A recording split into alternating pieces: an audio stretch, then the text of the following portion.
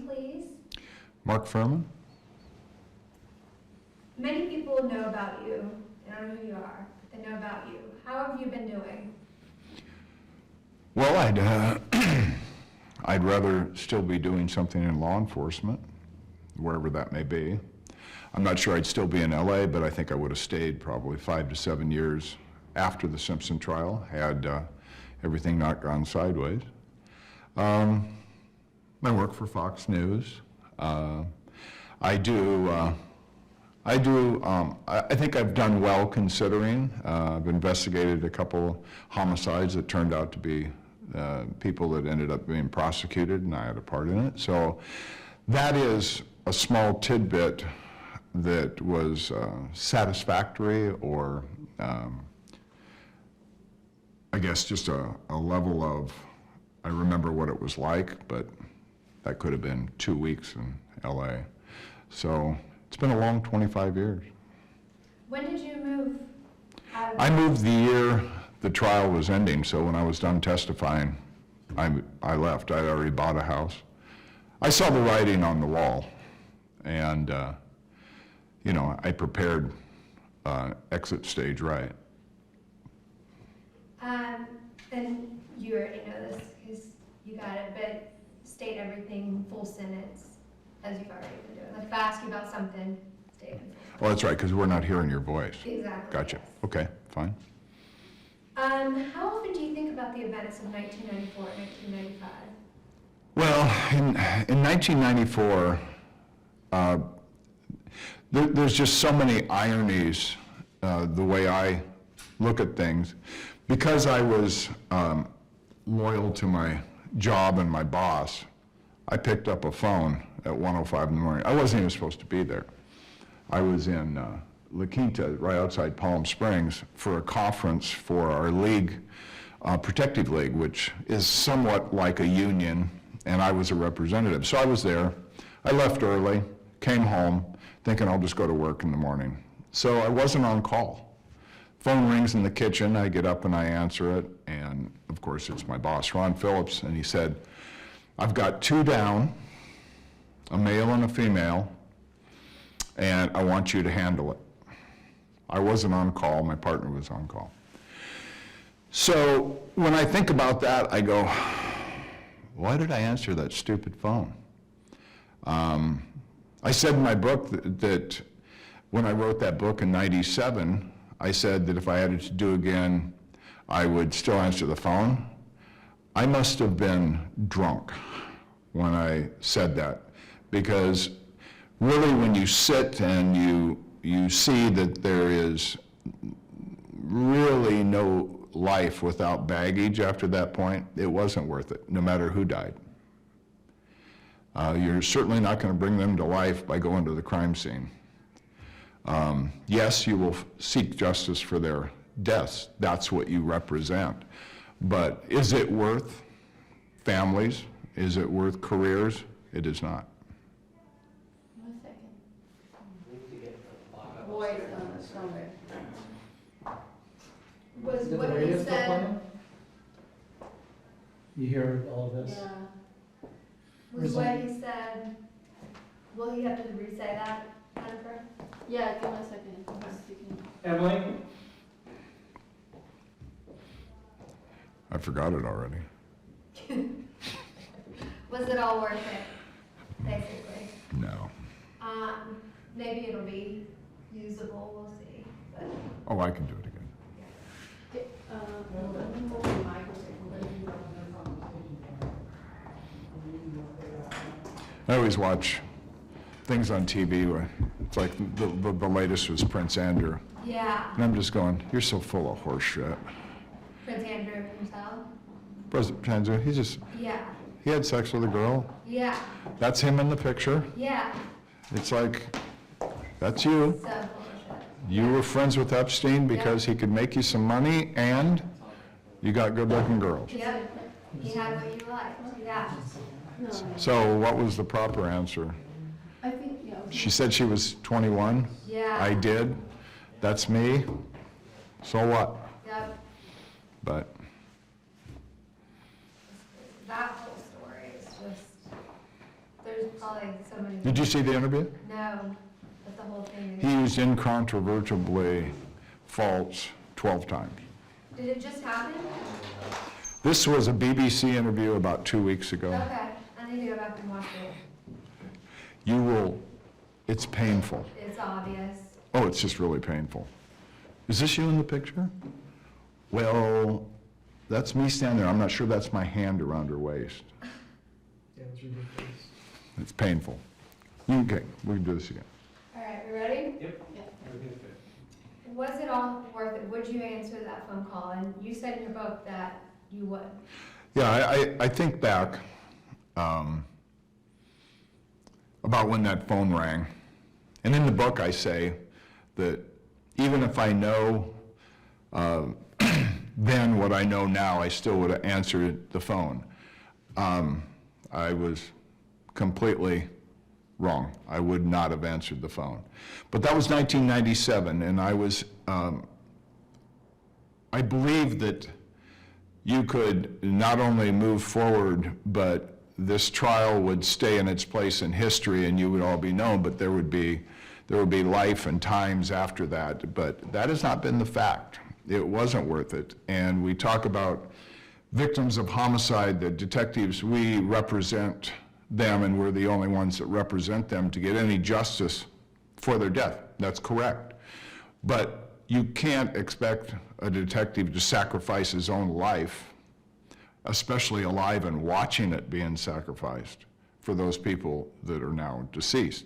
So that seems a little philosophical, but then I actually envisioned that there was a possibility that there would be a professional life later, but that's really not the case. Is that what you lost the most, a professional life? What were those sacrifices? Well, it's everything. You know, my friends on LAPD, I hurt LAPD terribly. Whether it was intentional or not, that's not the point. I hurt my family, my children, a never-ending knife that somebody could pull. You could be right about 1,000 things and prove every one, and then they just say, well, you're just a racist. I can just dismiss everything because of that. And now we see this in politics. We see it in academia. We see it in college campuses. We see it everywhere. We really learn nothing by my execution in public.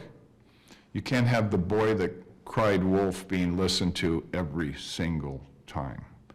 So there are examples of racism, crystal clear, but they're so diluted with the thousands that aren't, nobody pays attention.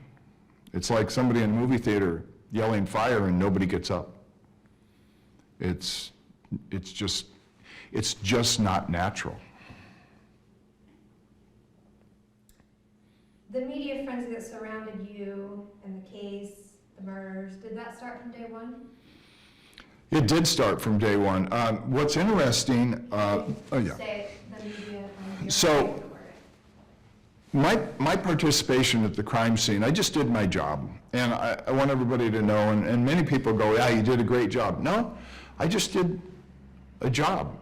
O.J. Simpson left evidence like E.T. left Reese's Pieces. Everywhere he went, he left evidence. And so I just collected it up. I tried to trap it in a time frame. It was collected, observed, photographed. I did my job, and then I figured pretty much it was over. I never imagined this would go to trial. With that much evidence, I thought that he would try to take some kind of plea deal. But there was a preliminary hearing. First, there was a grand jury. And I was sitting in the grand jury chambers waiting to testify. While I was sitting there, I was reading the autopsy. And then all of a sudden, they said, we're not going to do the grand jury. So I didn't quite understand, but Marsha Clark said, the DA has decided we're going to do a public preliminary hearing. That's because they wanted everybody to see themselves and see their evidence out front instead of behind the closed doors of a grand jury. First mistake. So they went to a preliminary hearing, and that was the beginning of July, right after the 4th of July. I believe I took the stand on July 5th. And I wasn't supposed to. I was not subpoenaed. I was sitting at my desk eating a tuna fish sandwich and an apple. I can still remember. I can still remember I had my field blazer with me, the one that I'd go out and I'd wear when I go do search warrants. I had a hole in my pants, my favorite pants, right where the gun sight would rub. So this was not court attire. I get a phone call. Marsha Clark goes, Fuhrman, you need to be down here at 1:30, down at 210 Temple, the court building. Van Adder has no idea what exigent circumstances is, what he did, how he justified going into Rockingham, or even how he wrote the warrant. He is completely lost. So I go down and I actually express the probable cause that is present at that location, which actually fit into a current court case that I had just read on the Fourth Amendment 2 weeks prior. Well, the judge cited the same case I read, and she upheld the search and upheld all the evidence. So for that day, I was like, I was the flavor of the day. And on the news, I walked in to my house, and on Channel 7, I will never forget this. My wife was sitting watching the TV, and I looked, and Johnny Cochran goes, "Where'd they get this Fuhrman, Central Casting?" And I go, and I looked, I'm totally screwed. They've got to get rid of me.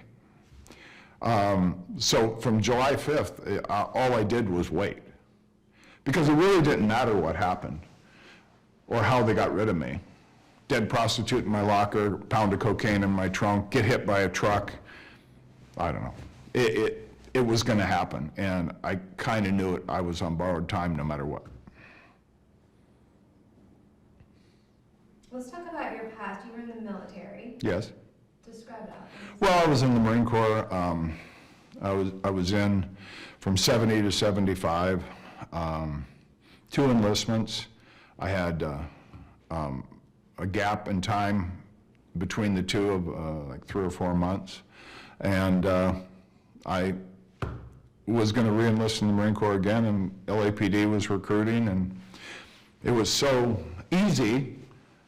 They just came down and recruited, and I went and took an oral and a physical fitness, and before I knew it, I had a background investigator, and I had a medical, and then I had a date, and it happened all in about 45 days. And so this was the time that LAPD was rotating a lot of people retiring, and there was a lot of people in the military getting out. So my whole class was veterans. And so I went to the academy. It's not something I thought about, since I was a kid. I'm not going to claim that, but, it was an exciting career. And so I adapted to it very well. I had I guess I had the proper mindset, skill set to be successful at it. I was number 2 in the academy class. I was number 1 in firearms. I enjoyed it. I found it to be easy. And I worked from there. I went to South Central. I went to East LA, a gang unit, Central Division, and ultimately West LA. And many times I was working as a detective or a plainclothes narcotics gang officer. And at a certain point, one of my supervisors says, "Just take the detective test. You've been doing this job for like 8 years." So I did, and worked robbery. I was completely content in robbery. The most violent people on the street are professional robbers, armed robbers. And then my lieutenant calls me in and says, "You've been solving all these homicides doing robbery. I want you to work homicide." I go, "Sir, I just want to stay in robbery." He goes, "I know you know how to do this, and I know you've done it before. You're working homicide." And I said, "Well, I am so glad to volunteer, sir." So that's how it all kind of happened. And I think back, and I would have been completely fulfilled just staying in robbery. A lot of people don't know this, but most people that commit homicide do it once in their lifetime. Rarely do you have a serial killer. Rarely do you come upon a contract killer, but you come upon somebody that is violent, shoots and murders people multiple times in robbery. So it's much more my style, and it's much more my preference, but you're at the discretion of your commanding officer, so I worked homicide. Do what your boss tells you. You do what your boss tells you sometimes. Describe yourself as a police officer. I'm sorry? Describe yourself as an officer. What kind of officer were you? There's when people want to describe themselves as an officer and they're on the spot and they know that millions of people are going to watch, I think it was, I think some people kind of set up the description to make themselves be viewed in the best light, considering why they're standing in front of the camera. I think I was a competent, intelligent officer, that I think I had skill sets, and I quickly acquired, expertise in narcotics, grand theft auto, all these different areas. I think I had a maturing process that took a little bit. I took things too personal, and that took probably 5 or 6 years to actually even out, to use those skills in a proper way instead of taking things personal or thinking that I was the person that has to take the responsibility of doing certain things and chasing certain people down and solving certain things and arresting certain people. So I think I was very aggressive, and a lot of people will call that violent, but people don't understand. They see the way we look at law enforcement now. It's not that crime is down, it's nobody's poking around to see it. And people say, well, how is that? I go, LAPD in the 60s and 70s and the 80s was proactive. That means you don't wait for the crime to occur. You are encouraged to be aggressive and find the criminals before they commit a crime. If you're walking down the street, it does no good to have somebody rob you at gunpoint or shoot you or kill you when that guy's walking down the street trying to find you, and an officer that's sharp sees that he's got some kind of furtive movements, he's doing certain things. I'm going to stop and talk to him, gets the gun, actually gets this guy in custody, and actually gets him to actually admit what he was doing there, or maybe connect him up to other roads. So that's proactive. Now we are a reactive police department almost entirely across the country. They wait for the crime to happen, they investigate the crime. They wait for somebody to point out the suspect before they take action. That is the kiss of death for safety, for law enforcement, and it's this misguided and misrepresented statistic that crime's down. It just doesn't occur. Crime's still going on. People then start becoming complacent about making a report. My car was broken into, I'm not going to call, nobody will do anything, they won't come out and look at it, nobody takes prints, they just make me take a report on the phone. And then you get this attitude where nobody's going to do anything anyway, so I don't report it. So there's going to be people that argue that, but I'm going to tell you that I had people that were ex-partners and good friends that were still on the job 15 years after I left. And they saw it and were talking to me about it the whole time. He goes, there's no crime reduction. It's all on paper. It's all manipulated paper.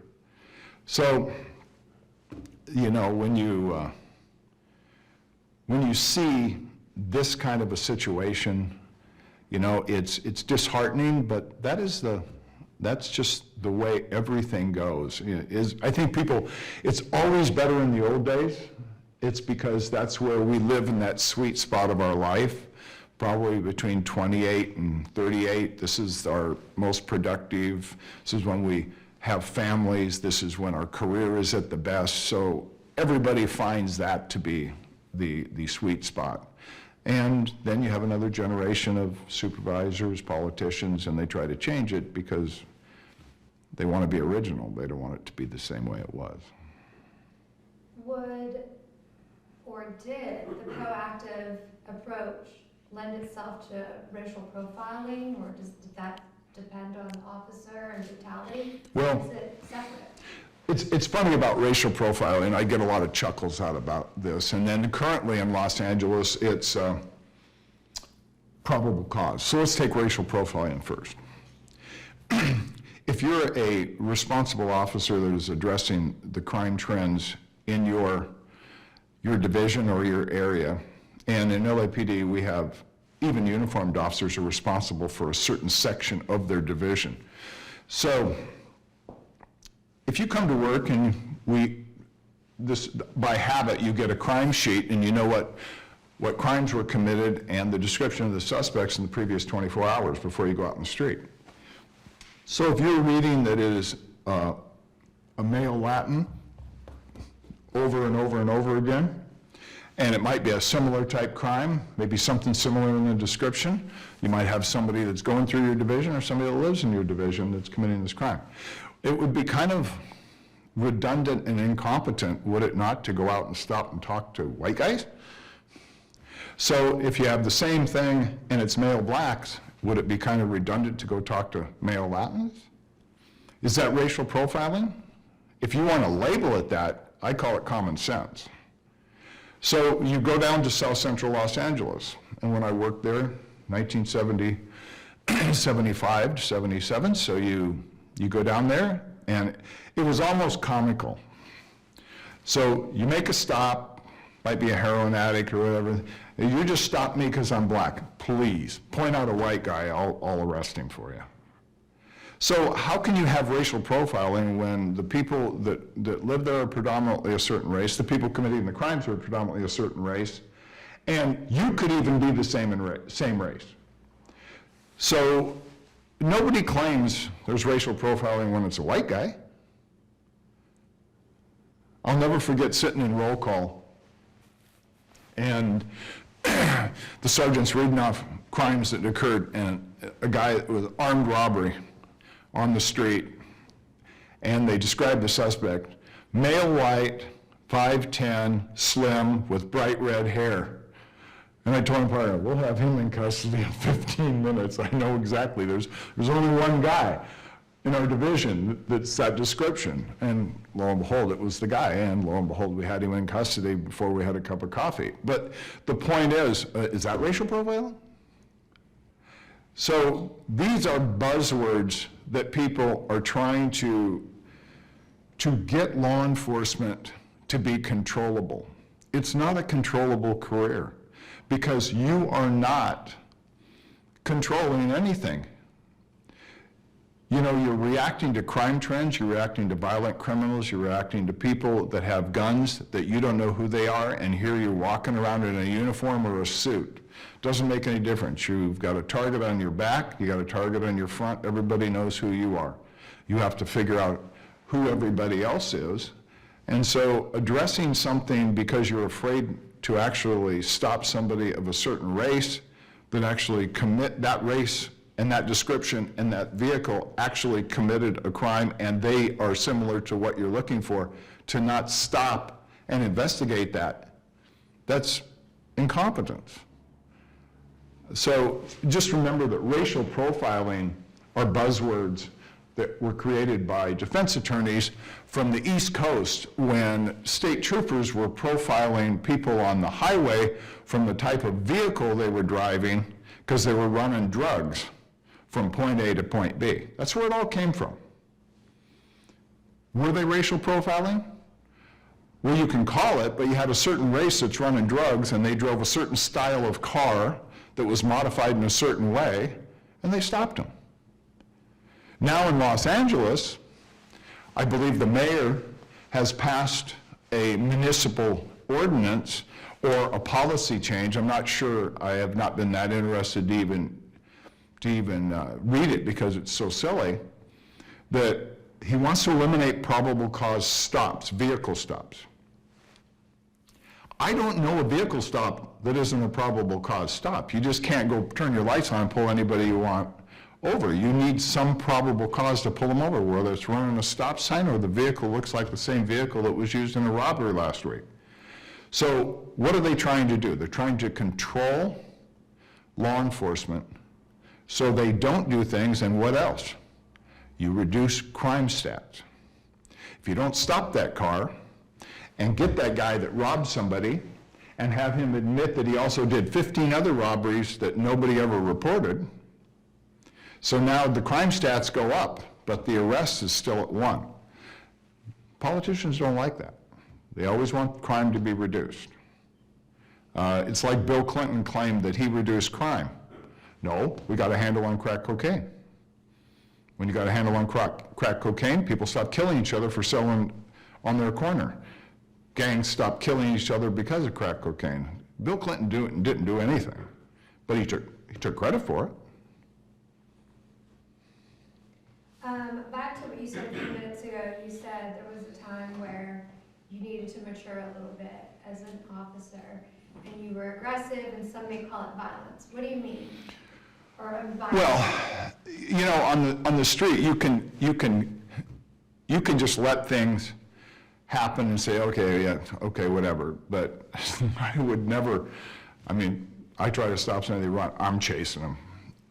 They try to run in the car, I'm chasing them. And it wasn't the best officer safety thing, so you got to kind of reel yourself in and realize that, yeah, you can have all the best intentions and everything, but you need to develop a style that is a little bit more in check for yourself and your partner.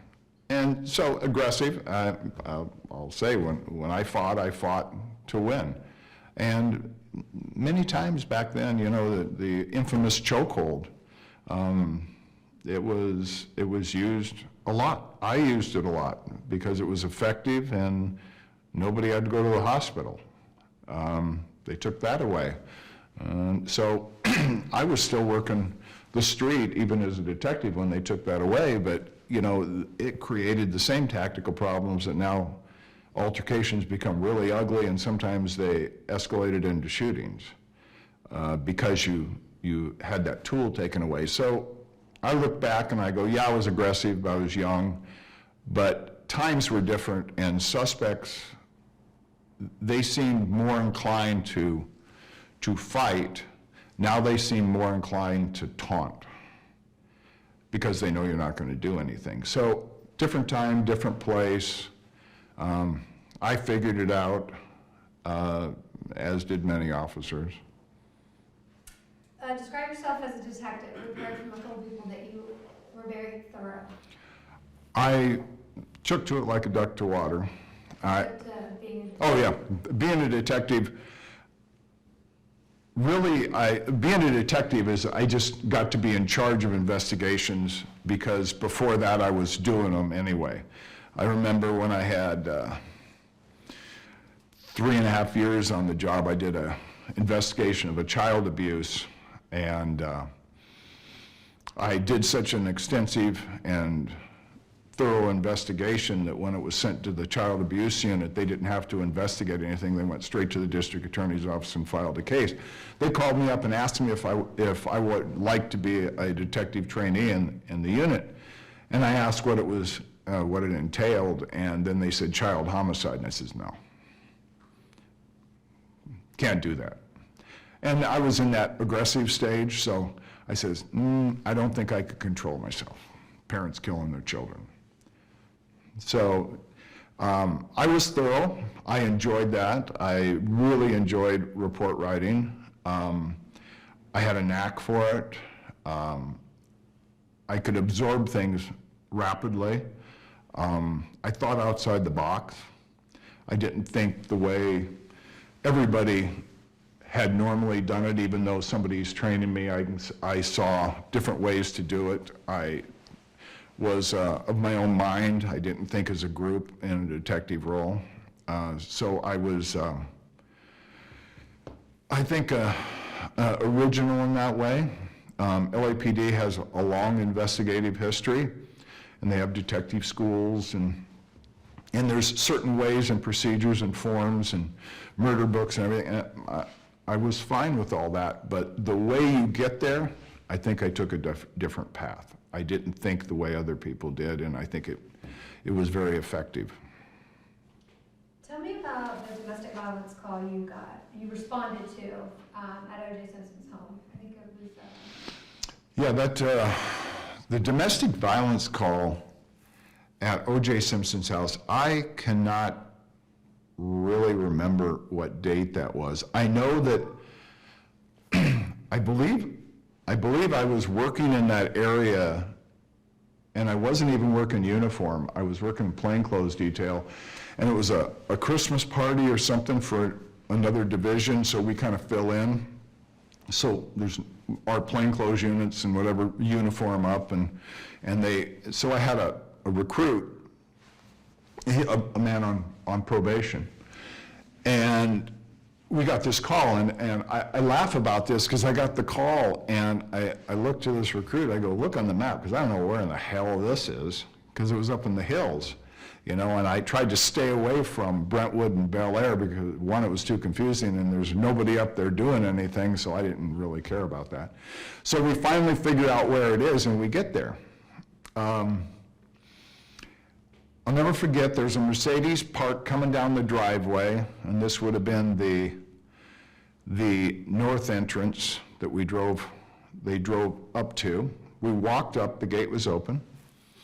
Simpson was to the left, leaning on another car with a baseball bat in his hand, and he had a look that was like he wasn't really here, like a set jaw, dead stare. He wasn't really there, like he didn't see what was going on. Nicole was sitting on the hood of her car, the windshield was shattered, and she was bawling to the point where her body was heaving.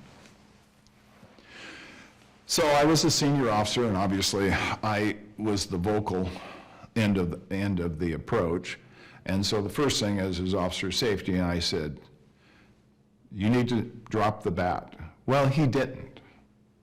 He actually turned towards me and kind of stopped leaning and stood up. And I said, you need to drop the bat or I'm going to take you out. Meaning I'd probably take out my stick and whatever would transpire. And he finally,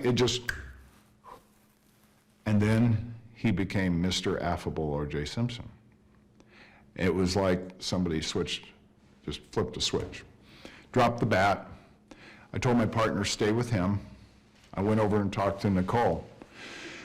And I will never forget the words I said to her because it became so ironic. I might use that word too much, but I don't know any other word. And I said, are you okay?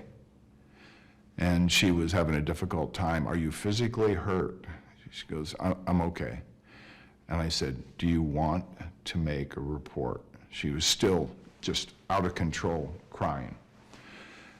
And she said, no. I tried to convince her that she should make a report, leave, do something. And she wouldn't. And the last thing I said to her, I said, well, okay, it's your life. Do you remember how she responded? Or No, she didn't respond. I always wonder why somebody stays in that situation. I mean, nothing good can happen.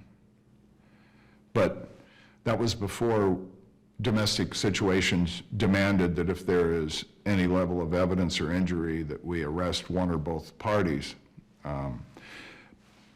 Then it's like our hands are tied. Nobody wants to make a report. We didn't observe anything.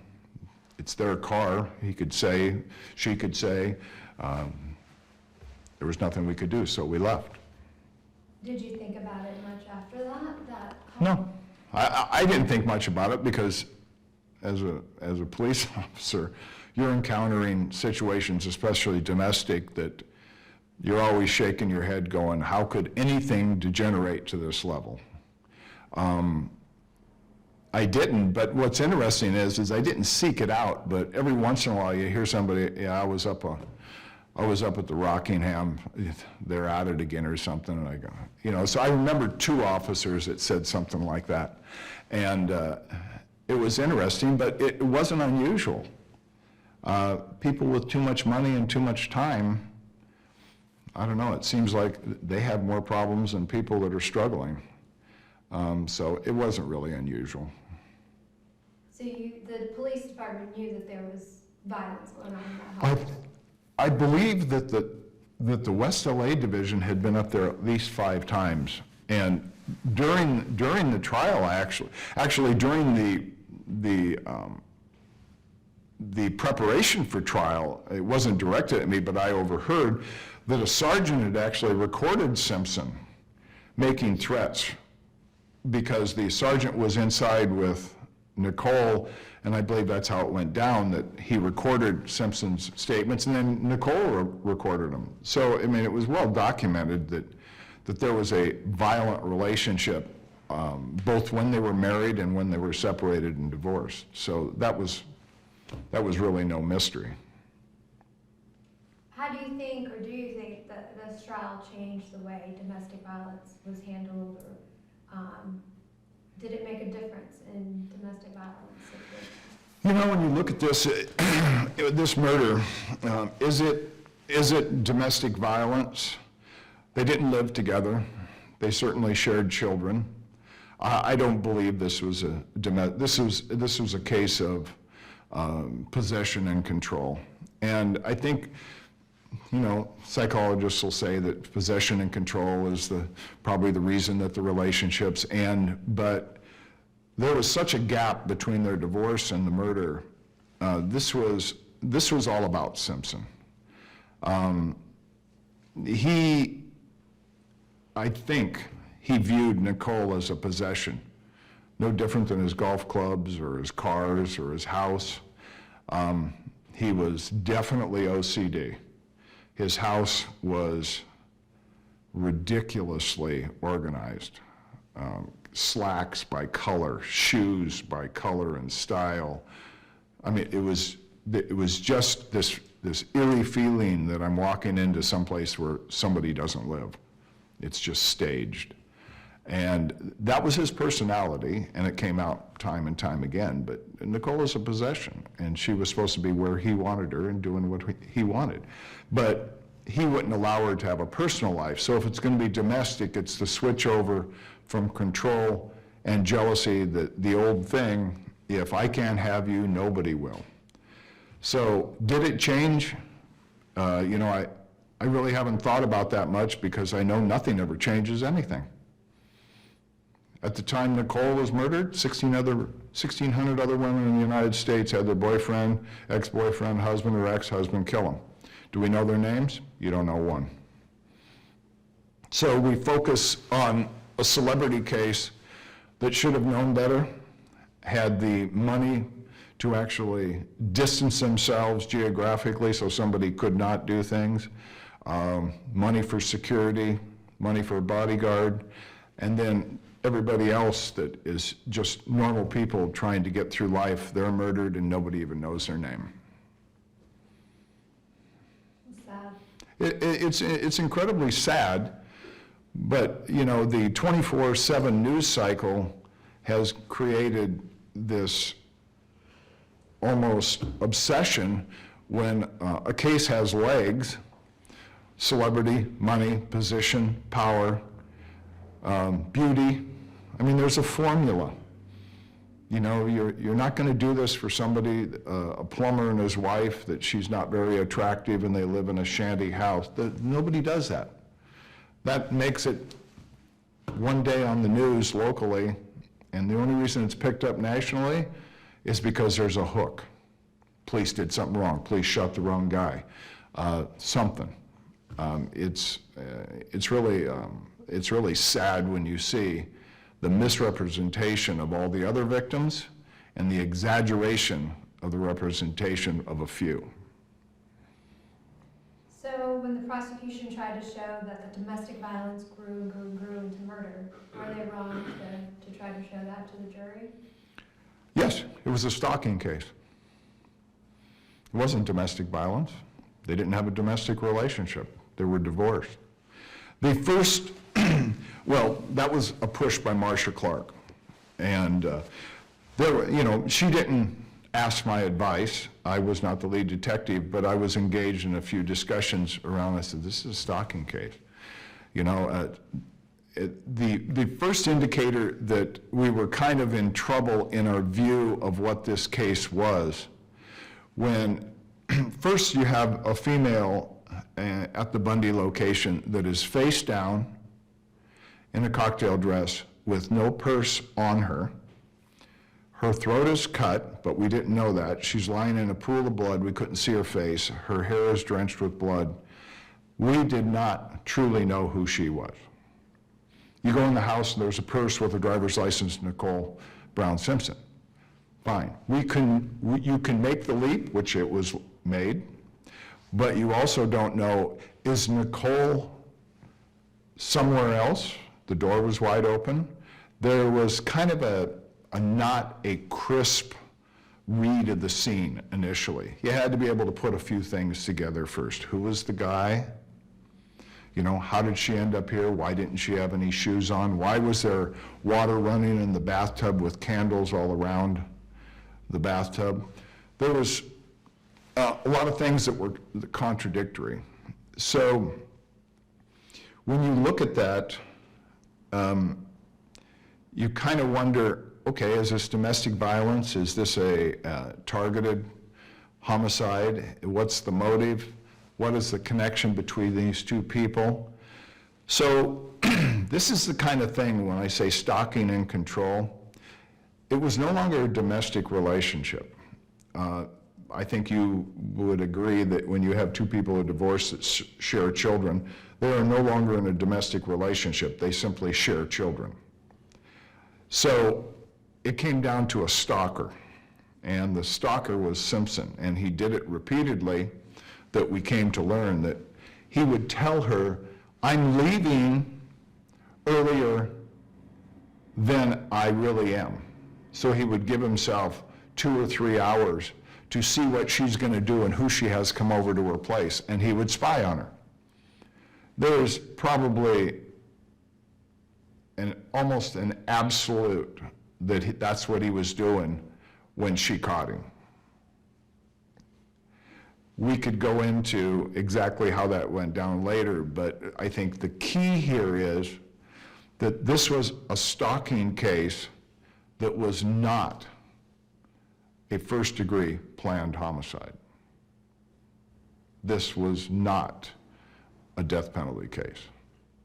This was a case where that person engaged in altercation and fight where that was not the intent to go there. Where were you? You already touched on this a little bit, but where were you when you first heard about the double homicide on Bundy, June 12th? I was at my house in Redondo Beach, and I didn't know the participants, the victims. When my boss called me, I was at the house, and I had gotten back at, I believe, 11 o'clock, gone to bed, and the phone rang. My wife said, I went and answered, and my boss said, you know, I've got 2 down, I want you to handle it. And he did say, he goes, we think the female victim is Nicole Brown Simpson. I said, okay. And really, at that moment, it really meant nothing to me. I mean, what does it change? It doesn't make her alive, and it doesn't make her more dead. It really doesn't. But I did realize this, if this is in fact her, this is going to be a mess. It's going to be a giant media mess. So it's interesting that, so I go back to get dressed, and all my wife said was, who's dead? I mean, it's like she knew.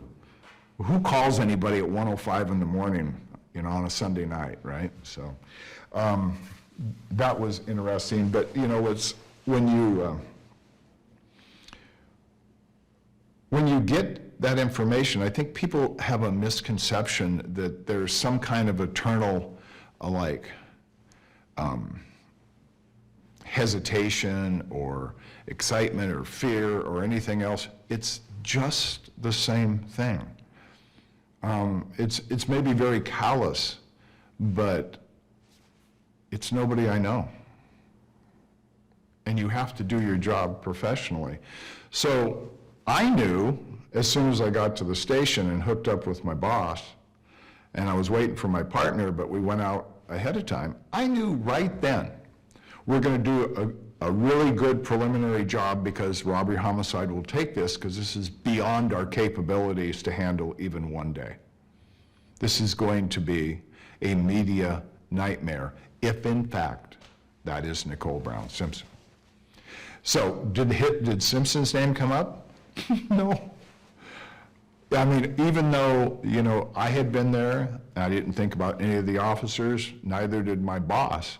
It's like, it's not something you even think about, and it's not really something that you should think about then. You need to go to the scene and see what's going on, see what the scene looks like, what it tells you. And so the inference by the defense is that somehow I not only knew the homicide was going to be committed, that I actually went there before, or while I was there, I knew who the suspect would be, or I knew that there was other evidence at the suspect's house. It's absolutely ridiculous. But they had to say something because they had a guilty client. What was your reaction when you got to the crime scene? Well, a lot of people, they say they see the pictures in the magazines and the newspapers and on TV. And I'm kind of sorry they saw that, because if I would have maintained control, those pictures never would have been taken.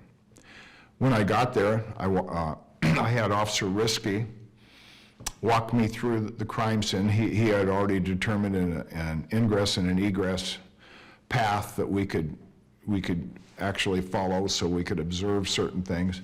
And when I first got there, it was kind of an interesting scene in so much as it didn't really give you everything. It wasn't easily read. Like I said, female face down, pool of blood, no shoes on, door open, a male with a shirt. It was rather cool that night. He had a flannel shirt on and shoes. He definitely wasn't in the house. He was either leaving or coming to the house, and he was face up in the bushes, and you could tell that the ground around him was wet, and I assumed that was blood. He had several wounds. So you looked at this, and there was drops of blood, there was shoe prints leading away from the female, so the conclusion was at least 3 people were involved in this crime. We have 2 victims, and we have somebody that left, whether that was a victim or a suspect. Is the male a victim or a suspect? Well, right then, you don't know enough to actually make those determinations. So I started writing my notes, and in those notes, I always write questions. And the questions are for myself from my initial observation, what my mind says, what questions I'm asking myself. I don't want to forget those, because I might answer them and forget that I actually thought perhaps something different. So this is what I mean about not letting somebody else control your thoughts or path or theories. First thing is, you make no theories. You let the evidence follow, and then you establish facts, not theories. There was, blood on shoe prints going back towards the alley, followed those. There was blood drops that were, following the same footprints, and you could tell that the blood drops were going towards the alley from the tail of somebody moving. You can kind of tell. I'm no blood spatter expert, but I understand when you're walking or running, because the elongation of the blood drops. And so that's what we saw. So once I go through there, go into the house, you have ID, you have the bathtub with candles. So lit candles, so you can't use that as a timeline from when the homicide happened, but it's a good indicator to start doing a time frame. So that was still there, and so you make notations, and you make, you make physical notations and mental notations. This woman, if it is Nicole, was expecting somebody, or she was expecting to take a bath. So that would mean that either the person that's going to show up was engaged in taking a bath with her, or somebody was in the yard or knocked on the door that interrupted her from taking the bath. There was some involvement here, and you don't know what that is. So by the time I did my initial walkthrough and I went in the house and I was catching up on my notes, my supervisor, my boss, Ron Phillips, comes in and he says, robbery homicide's gonna take this, they're on the way. I said, of course they are. So I'm gonna finish my notes so I can give it to him. So I finish my notes and I give it to Ron, he puts it in his notebook. Lang and Van Adder get there. So when I first got there at 2:10, I made a 2-block perimeter. And people say, well, why? Well, you can always shrink a perimeter. But we really didn't know what was going on. We had paw prints in blood leading away. So we know that they had, the household dog had left the premises. We don't know if it was led on a leash or it went on its own. And that sometimes is a great piece of evidence, because if a dog that size knows the person, they obviously won't protect the victim. If they don't know the person, they most certainly will. So anyway, we had to track down the dog, so I made a 2-block perimeter. I put officers surrounding it so nobody could use the alley. That was obviously a place that the suspect actually went to. The blood stopped and quite possibly got into a vehicle there. So I didn't want anybody to view or see. I didn't want the neighbors. I didn't want the media to photo Nicole. And so when robbery homicide got there, Detective Lang and Van Adder, Detective Van Adder shrank the perimeter to the point where reporters could stand right on the sidewalk and shoot into the crime scene and take photos of her. And this is before we had actually canvassed the area. I had officers going door to door. I was having officers take every vehicle license number on the street, any vehicle that was visible. So we'd want to run those and make sure that they belong at the residence here. Try to see if there's any evidence that we observe on them, see anything that's out of the ordinary, talk to people. And anybody that lived there that wasn't home that comes in, they'd have to have an officer lead them to their apartment, and they'd have to leave their car outside the perimeter. I mean, this was a reasonable perimeter until we knew what we had. They shrank it immediately, which unfortunately kind of compromised the investigation, because now you had journalists and media on the virtual sidewalk where people have to go in and out of the crime scene to remove the bodies, to pick up the bodies. And I think that was a huge error, but it was no longer my case. How long were you on the case? So I got the call at 1:05. I believe by 3:30, Lang and Van Adder had taken over the case, but I maintained an investigative role all that night, all the next day, and for months. Van Adder would constantly call my partner and I to go out and do follow-up investigations. I made follow-up investigations about Ron Goldman and the relationship to Nicole. I discovered that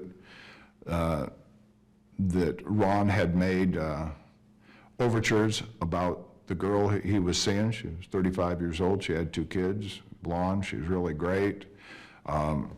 References to a white Ferrari. She owned a white Ferrari that O.J. Simpson bought her, and that they were having sex. Sex was great. That was a written statement, and an audio tape that I submitted to robbery homicide that never made it to the trial. Once again, it doesn't become domestic violence when she has another relationship with somebody else. It becomes stalking. She no longer has a relationship with O.J. Simpson. She has a relationship with somebody else, and that somebody else is murdered. that kind of changes the dynamics of what you're trying to prove, domestic violence, because it isn't domestic violence. So from the evidence you gathered from interviewing people, you gathered that Ron and Nicole had a relationship, or they were dating? They had a sexual relationship.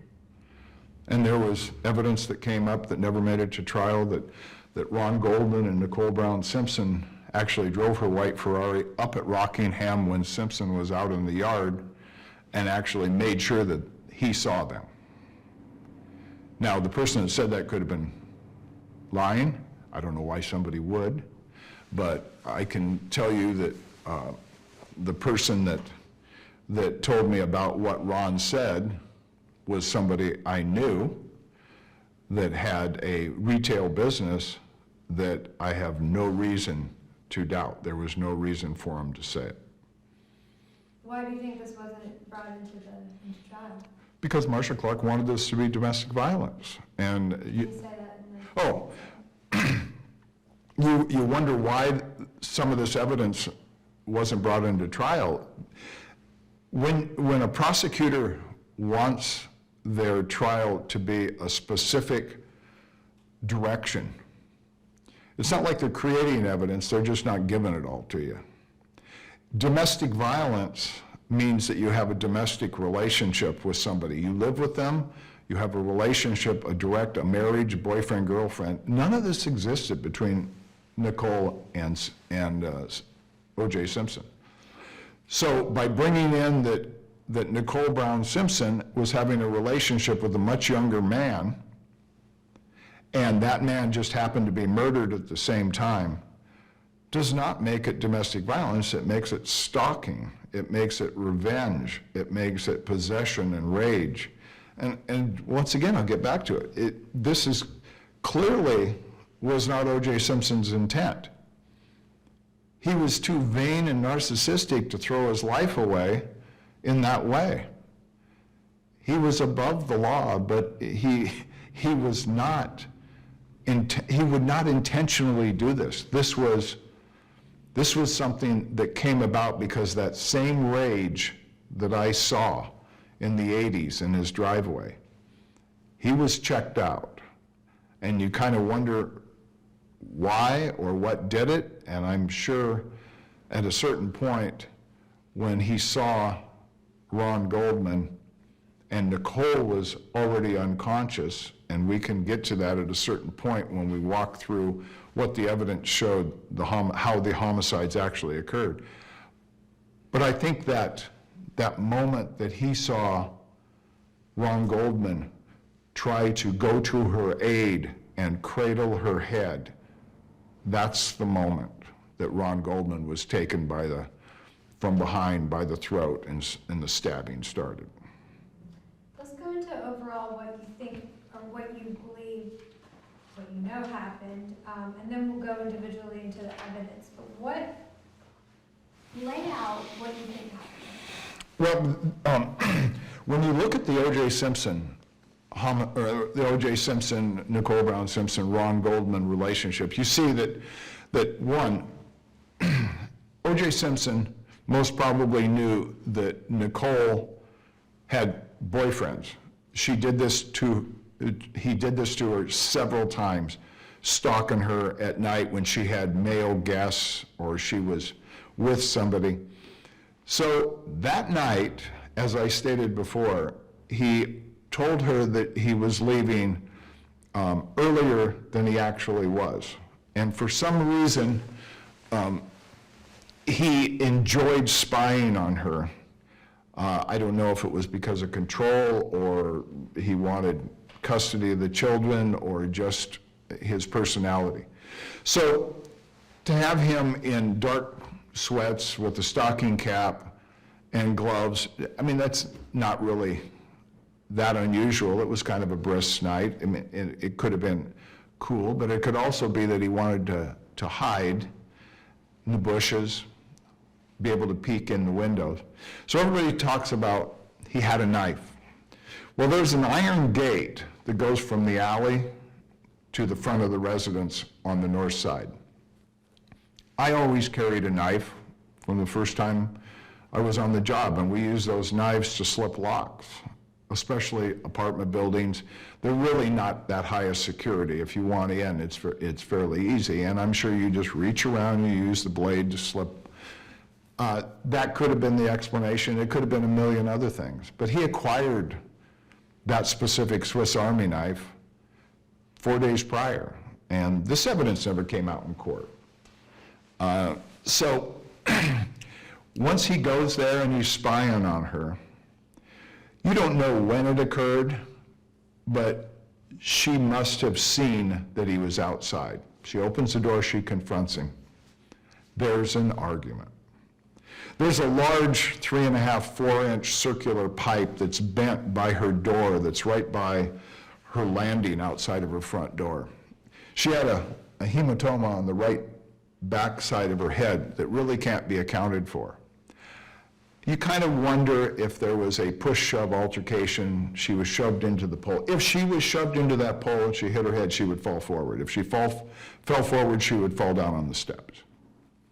At that point, we know that she is face down on the steps when Simpson tries to stab her. He's stabbing her up on the upper part of her torso.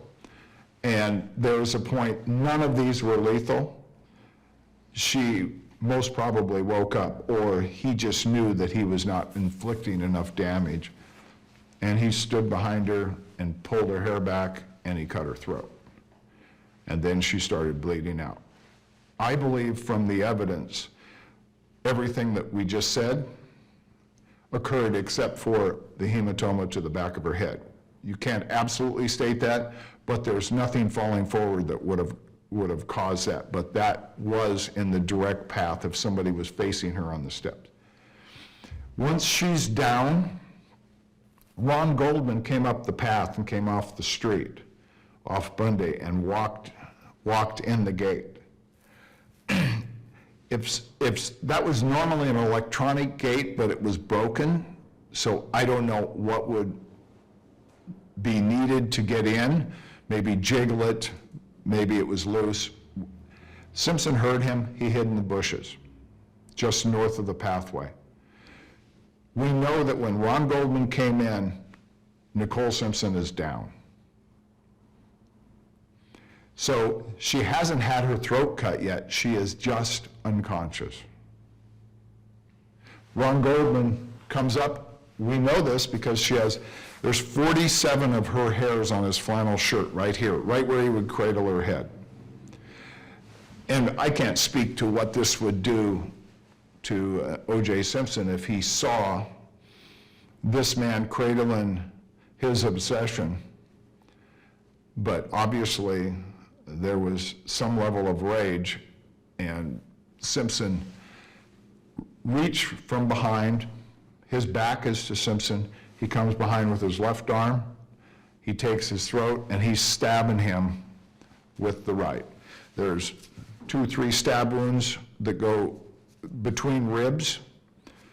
There's stab wounds in his lower stomach. There's a stab wound to his throat, multiple stab wounds, and I believe of which 3 or 4 might have been deadly. So at this time, he accidentally stabs himself also. That glove is left at the scene. Why is it left at the scene? Because that's the gloved hand that's around his throat, and Ron Goldman is pulling at it. He's pulling at that. Then it becomes exposed.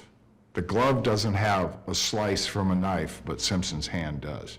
He's stabbing and he cuts himself. So once Goldman is down, he returns to Nicole, and just like I said before, tries to stab her, because now he's got to kill her. It's not that she's unconscious and he hit her or pushed her. He just killed another human being. He's got to get rid of the only witness there, whether he wanted to or not. He tried to stab her. He was completely inept at that, and that's when he stood over, reached behind her, and cut her throat. He walks in her own blood. He's already walked in Ron Goldman's blood, and his Bruno Magli shoes that he has on, He's walking down the path, bleeding from his left hand, and walking with bloody shoe prints to the Bronco, where he pulls out his keys and leaves change on the driveway, right where the blood stops. He gets in his Bronco and drives to Rockingham. Anna, since Mark just walked us through the crime scene, do you want to introduce the conversation around these mannequins? Yes. Not only if you feel like they're an accurate description of it, but the separate conversation on whether those would have been a valuable tool Yeah, for a prosecution case in court. yeah. Since the jury never saw them, and I think before last night, you'd never even heard of them, had you? What's that? The Those mannequins. mannequins. So Decision Quest is the company that the prosecution, well, didn't hire because he did it pro bono, but made the boards Right. and all that. Yeah, we talked about this last night. The only problems with the mannequins, the people that make the mannequins are making it per the autopsy photo, and then you have to have somebody that can actually describe the crime with a consistency. And I think that's the problem. The way I just described, many of the prosecutors and even Lang and Banner go, that's not how it went down. I go, well, then how do you explain 47 hairs without blood on them on Ron Goldman's shirt? That occurred before anybody was dead. So you actually have a point where Goldman has to make contact with her when she's just unconscious. Can you look at me and explain that? Oh, Sorry. What Okay. you're saying is good, I want to be able Okay. to use it. so during the trial, actually you brought it to my attention about the mannequins that the prosecution paid to have somebody make per the autopsy photos of the wounds. And those would be very helpful if you had somebody that was going to describe the attack per the evidence instead of what they thought. So the problem was, if my memory is correct, a pathologist that did not do the autopsy actually described how the homicide occurred. Somebody that also wasn't at the crime scene. I don't know why this was done, but like I said, they're doing everything different. This is not the way you do things. The detective would be doing that because he attended the autopsy, he was at the crime scene, and he's actually working on the investigative end of the case, and he knows what all the evidence is, and all the evidence paints a picture. So I suspect that they didn't use those mannequins because it wouldn't fit with the evidence. And then if you have, and I don't know why, when I read the pathologist's description, I just couldn't believe how somebody could be so wrong with so much evidence to the contrary. They had the sequence incorrect. They ignored her hairs on his flannel shirt. That is like a pivotal part of this. There's no blood on the hairs when it occurs. It's on the shirt. And so how do we know there's no blood on her hair when he cradles her head, so there's no blood of hers on his shirt, even though he's been bleeding. You can see how you can separate these things, and believe me, they can do this.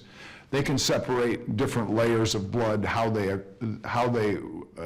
the sequence of when they were actually placed on a body. So you can't eliminate this because you think it happened a certain way.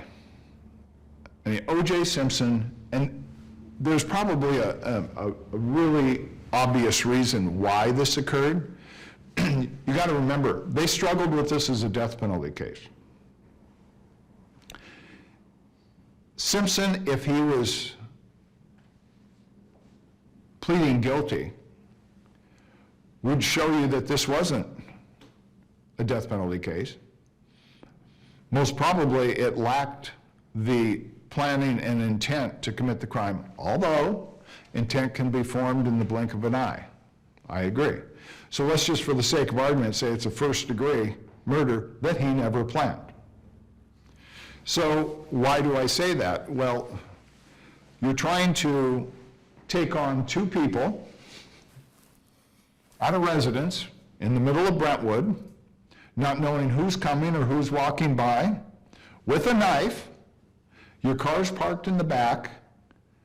It makes absolutely no sense whatsoever. It's just crazy. But the prosecution wanted this to be a death penalty case. And then they backed off, and it was a first degree, 2 count. That means it's a special circumstance case. And this was a giant stage for the prosecutor of the county, for Marsha Clark, for Chris Darden, F. Lee Bailey, and on and on and on. And every actor that started playing in here saw that the value and the long-range effect of a successful prosecution or a successful defense. So you have, basically, it was just, it was a bunch of actors for a audition, and everybody can't have everybody can't have the leading role, but everybody was competing for it. What was your main concern while you were at the crime scene? Your main objective as a detective? Well, the main objective is to keep everybody out of the crime scene. I mean, I should be in there.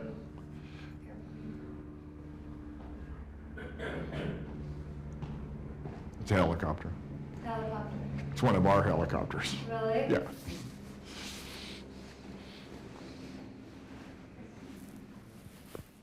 Yes. You can go. Your main concern. Well, the main concern when you're at the crime scene, I mean, your first goal of the first officer, and Officer Risky actually did a good job of sealing the crime scene as large as he thought necessary at that moment, and then figure out how to go into the crime scene. Sorry, found the bathroom.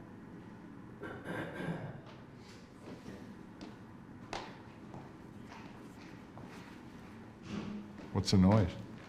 I think that's the toilet, right? Toilet. Shower. Yell at him when he comes out. Is he still in there? Yeah.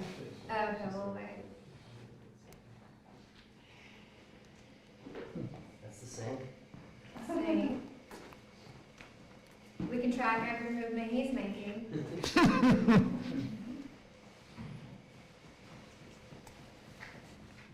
Mark, do you need water? Do you have a water there? Yeah, I'm fine. Please. Thank you. Thank you. You're welcome.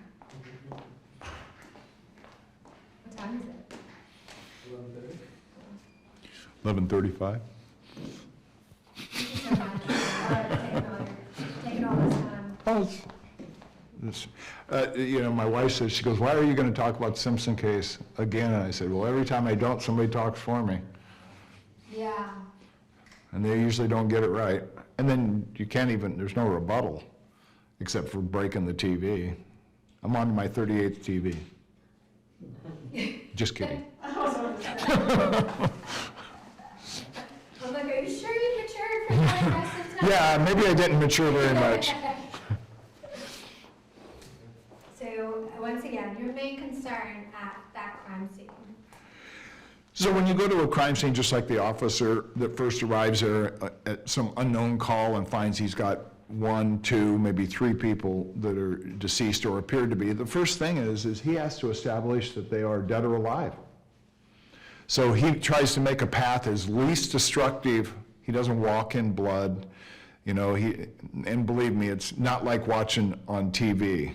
There, you pick a path that will be repeated by everybody else. So your job is really important, that you see what looks like evidence. And in this example, there was some low, maybe 6-inch plants that you could tell nobody walked in it, nobody fought in it. So he picked that flower bed on the south side to actually walk to get to the landing. It was a great job on his part.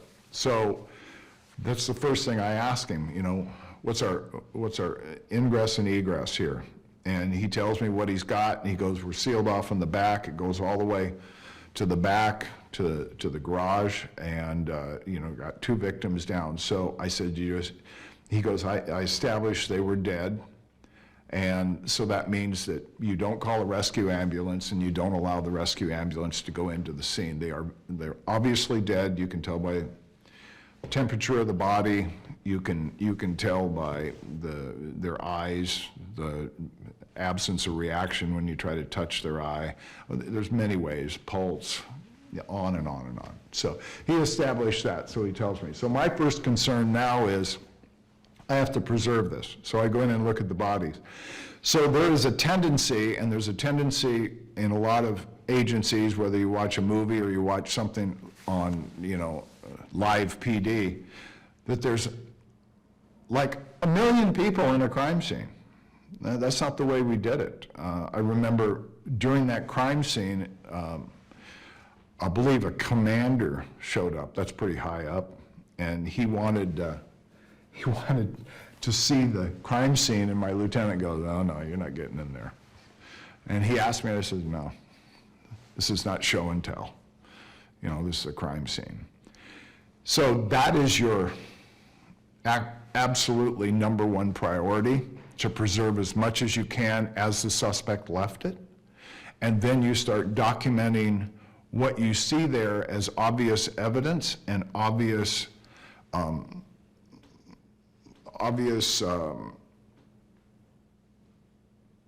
ways that the victim's injuries would indicate anything, the blood, like the shoe prints and blood, all these things. You just make notations, mental and physical notations, so you can actually return to those, because you just don't start working on one little thing. This is a very broad thing. You have to make notifications to certain people for blood. You have to call the coroner's office. But once again, I wouldn't have done that for a long time.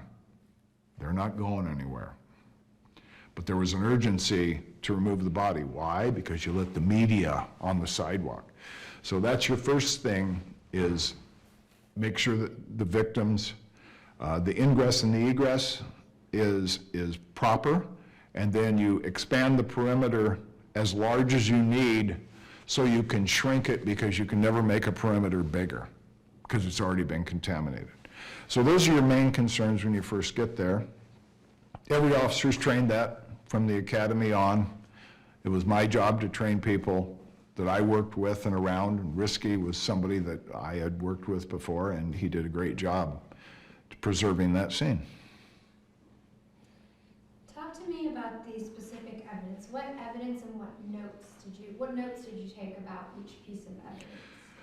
Well, when you get there and you start making notes, like I said, they're mental notes and they're physical notes of exactly what you're seeing, and there's also questions of what they mean, and that's how I take notes. And I put a question mark after it. Was this a failed residential robbery question? Did a suspect get away? Was the man in the bushes a suspect? Was the female, the victim, the target? What is going on here? We know that one thing in the notes, that a victim or a suspect left the scene. There's footprints and blood. So could somebody have found the bodies, walked in, made sure that they are dead, there's nothing they could do, and walk out? Absolutely. But that person is bleeding from some part of their body.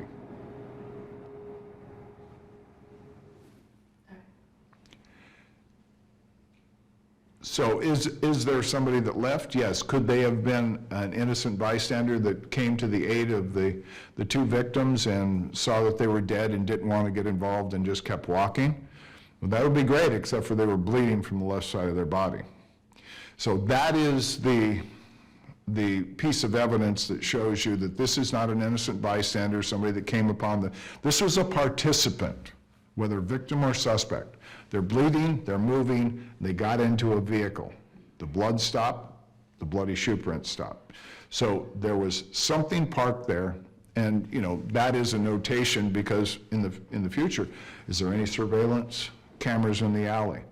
Did anybody across the alley see anything, hear anything? And there's many things that can be done with that, but initially, Lots of people walking around. Do you all need to come back down? Yeah, but we need these left, we were finding it a lot, so, Oh, okay. that's just here. Didn't mean to disturb you guys. Oh, it's okay. It's just, Linda's here. Linda's here. what's that? Linda's here. Linda Bensky? All right. Hi. Hello. Now we have to start over From the beginning. from the beginning. Yes. Interesting. It's that door right there. And the faucet kind of full. Okay. The faucet is kind of fast. So let me stop down for a minute. She's gonna be. Silence in the kitchen. We'll wait.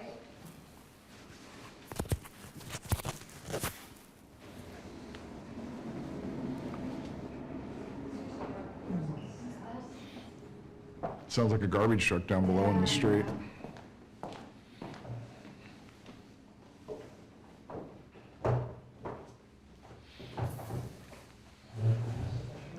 So we were talking about evidence at the scene, okay. And the note. I'll pick it up. Anyone need water? Guys need water? Nope, I'm good.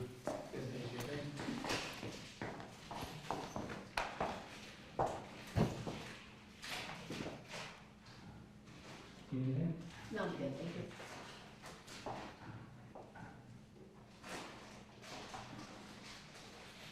I searched for a rug this color.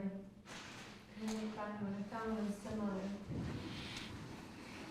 I've already sent my wife a photo of that rug over there asking for a Christmas present. I bought it. I'll sell it to you at a little nifty profit.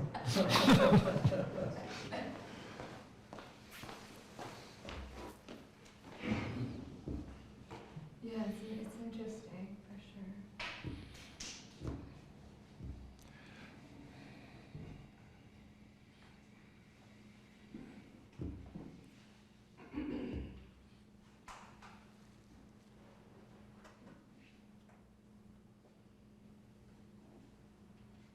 Am I supposed to be saying something? No, I'll ask you.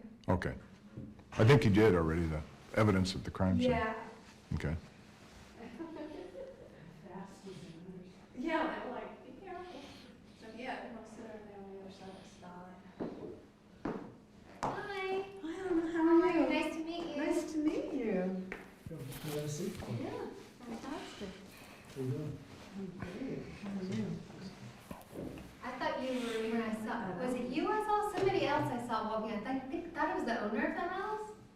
Oh, you mean just now? Yeah. That was me walking. And that was you, okay, Yeah, no, okay. this is Anna. Anna. Yeah, we Yeah, met on the yeah, phone, yeah. yeah.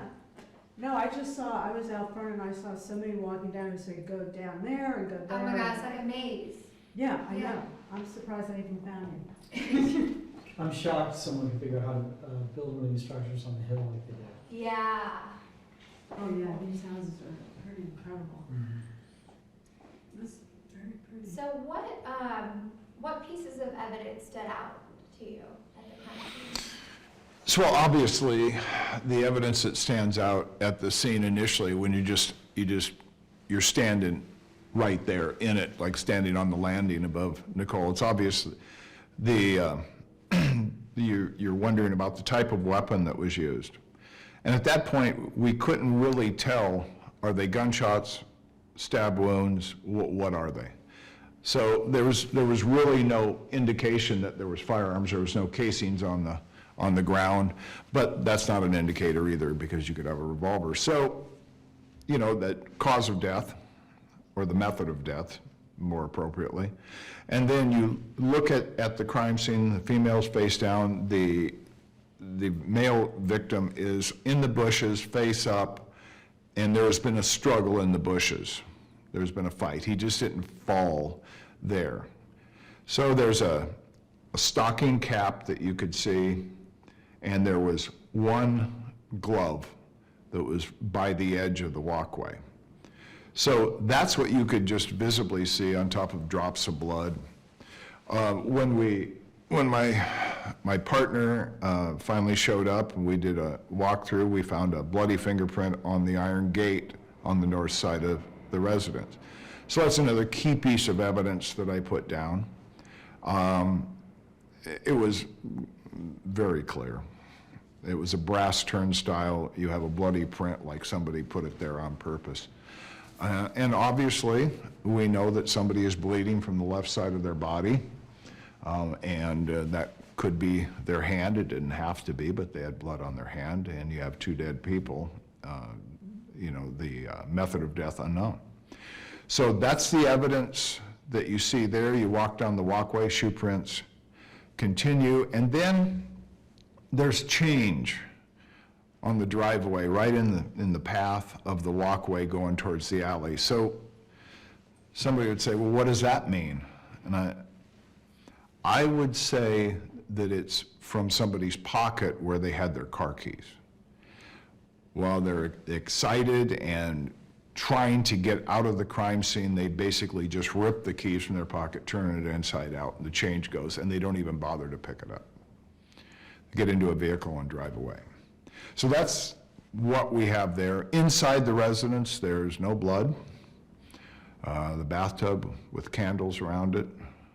She didn't have shoes on, so she wasn't walking out to go somewhere.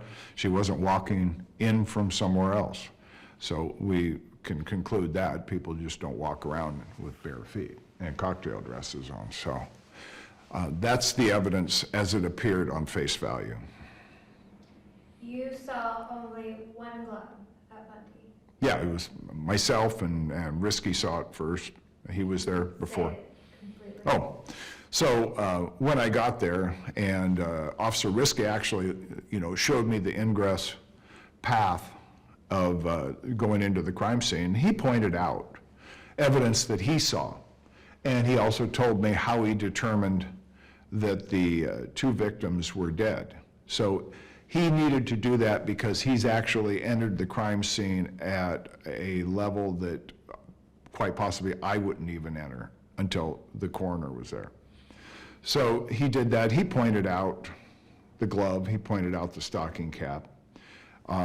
And this is a preliminary discussion, and he did his job very well. And then he went back out the scene, and I started taking my notes and making closer observations of what he was describing and pointing out. So clearly, anybody who said you picked up a glove, there were others there that saw one glove. Well, there was plenty of it.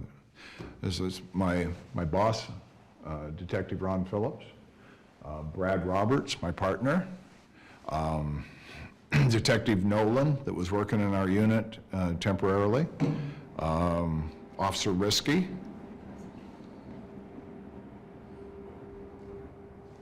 Do they not know we're doing an Do interview? they not know? Who all saw that there was one glove at Bundy? Well, I arrived with Detective Ron Phillips.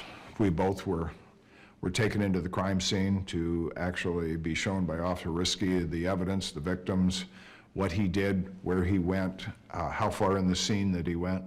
Officer Risky showed Detective Phillips the glove, the stocking cap, the victims, the shoe prints, the blood drops, also the Akita, the dog, the paw prints leading out of the residence.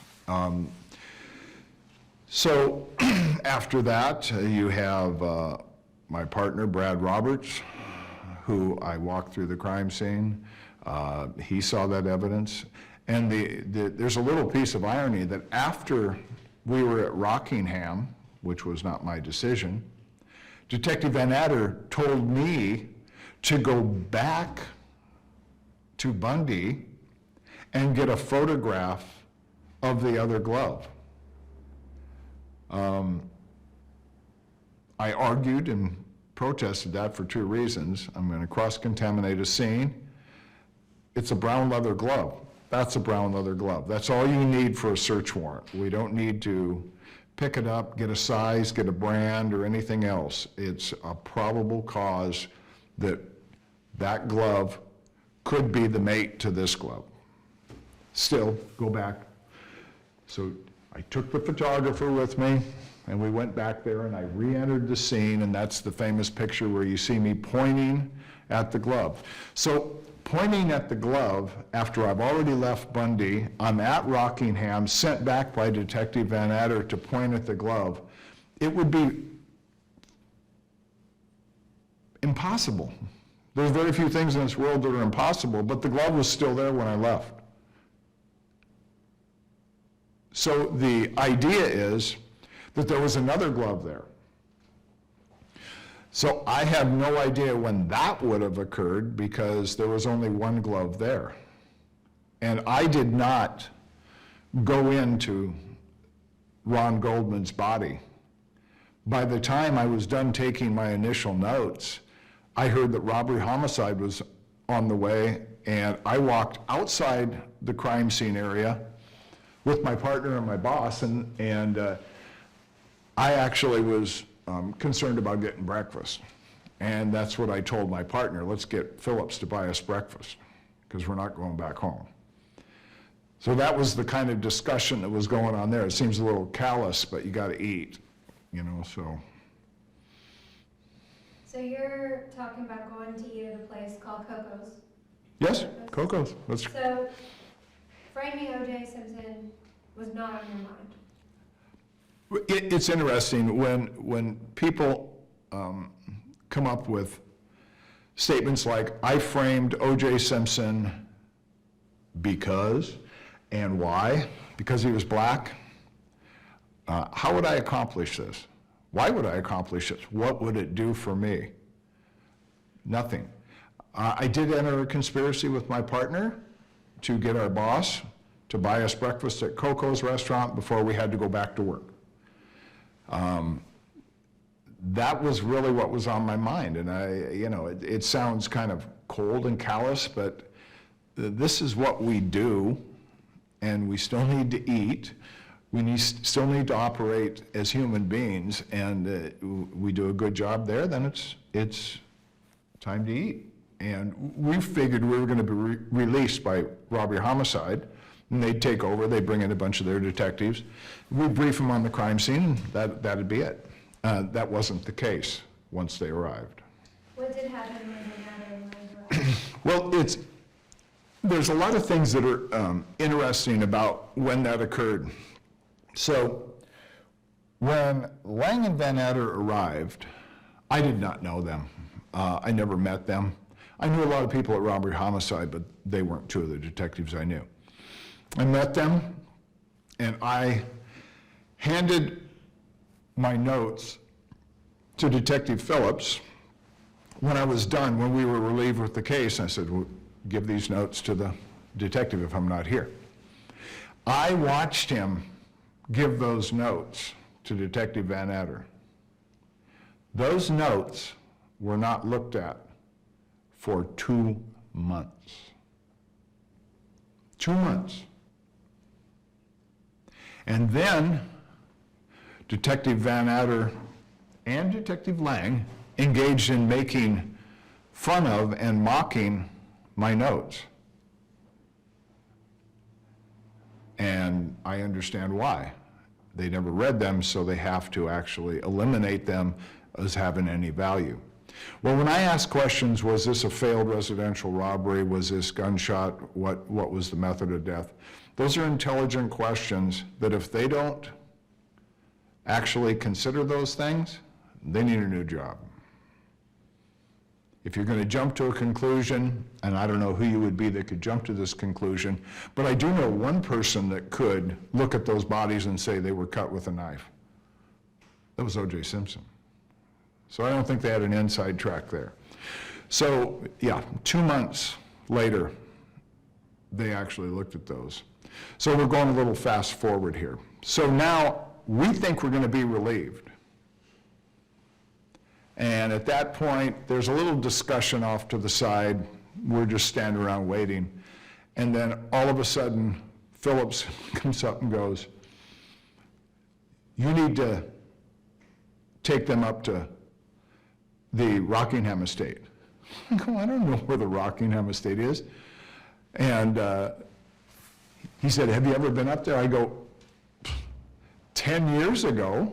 I don't even know where it is. So I had to go, that area was actually Officer Risky's predominant area for his patrol unit.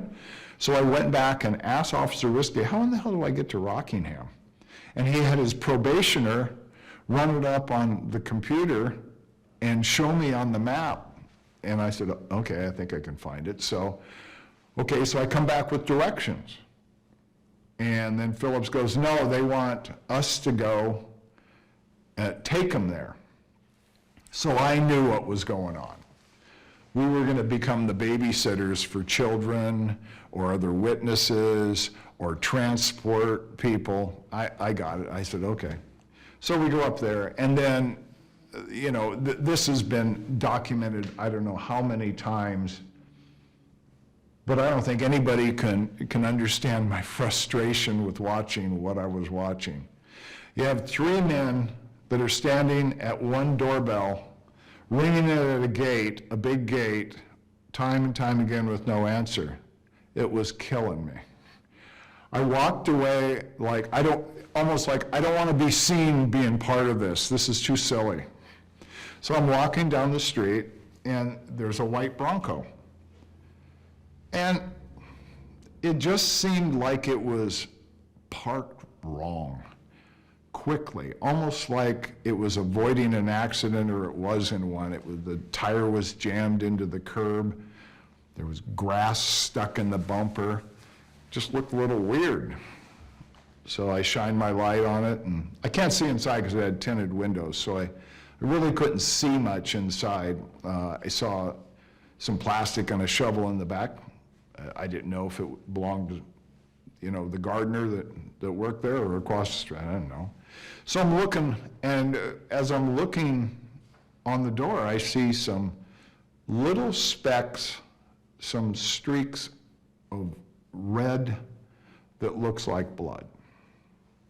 And I look more on the door, and I see it down at the door sill where the opening of the door, that little edge where your feet would go in, there looked like some brush marks that were red that looked like blood. I've seen enough blood where I can make that, it didn't look like red paint, it looked like blood. So I go back and I said, I think I found blood on that car over there. And so Phillips comes over and looks, and he goes, So we go back, and he says, yeah, Fuhrman thinks he found some blood on. And they go and look, and he goes, well, how do you know it's blood? And so Phillips goes, if Fuhrman says it's blood, it's probably blood. So we have that knowledge. Now they go back and keep ringing the doorbell.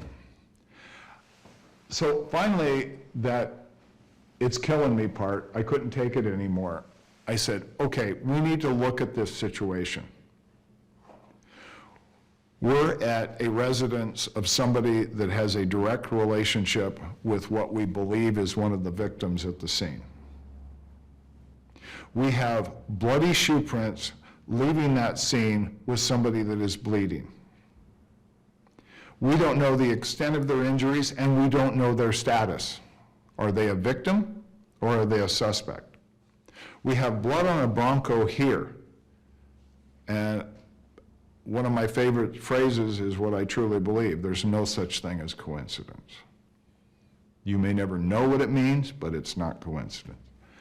So I said, what we possibly have is we could actually have another victim and they're dying while we stand out here ringing a bell. So they said, well, we got to get in. So I just said, if we want in, I just went over the wall. I disarmed the hydraulic gate and I let them in. So when you go in there, I was not as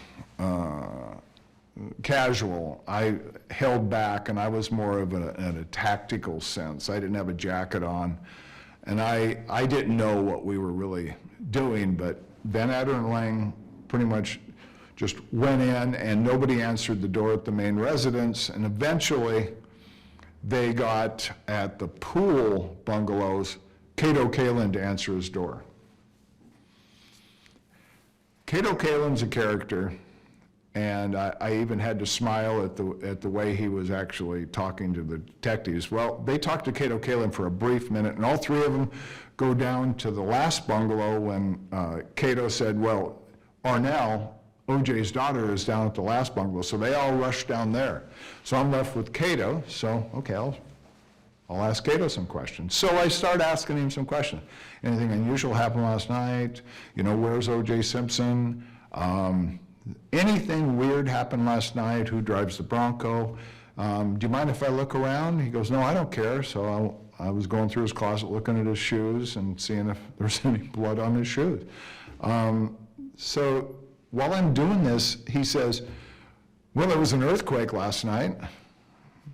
And so I tried not to look too obvious, but I said, well, what do you mean? He goes, well, I was talking to my girlfriend, and he gave a certain time, and all of a sudden, there was this big rumbling crash on my wall, and the picture actually shook right above my head. So I said, okay, and I knew full well there was not an earthquake the previous night. So I said, why don't you come with me? So by this time, Lang and Van Adder and Phillips were back in the main residence. Arnell had taken them in there.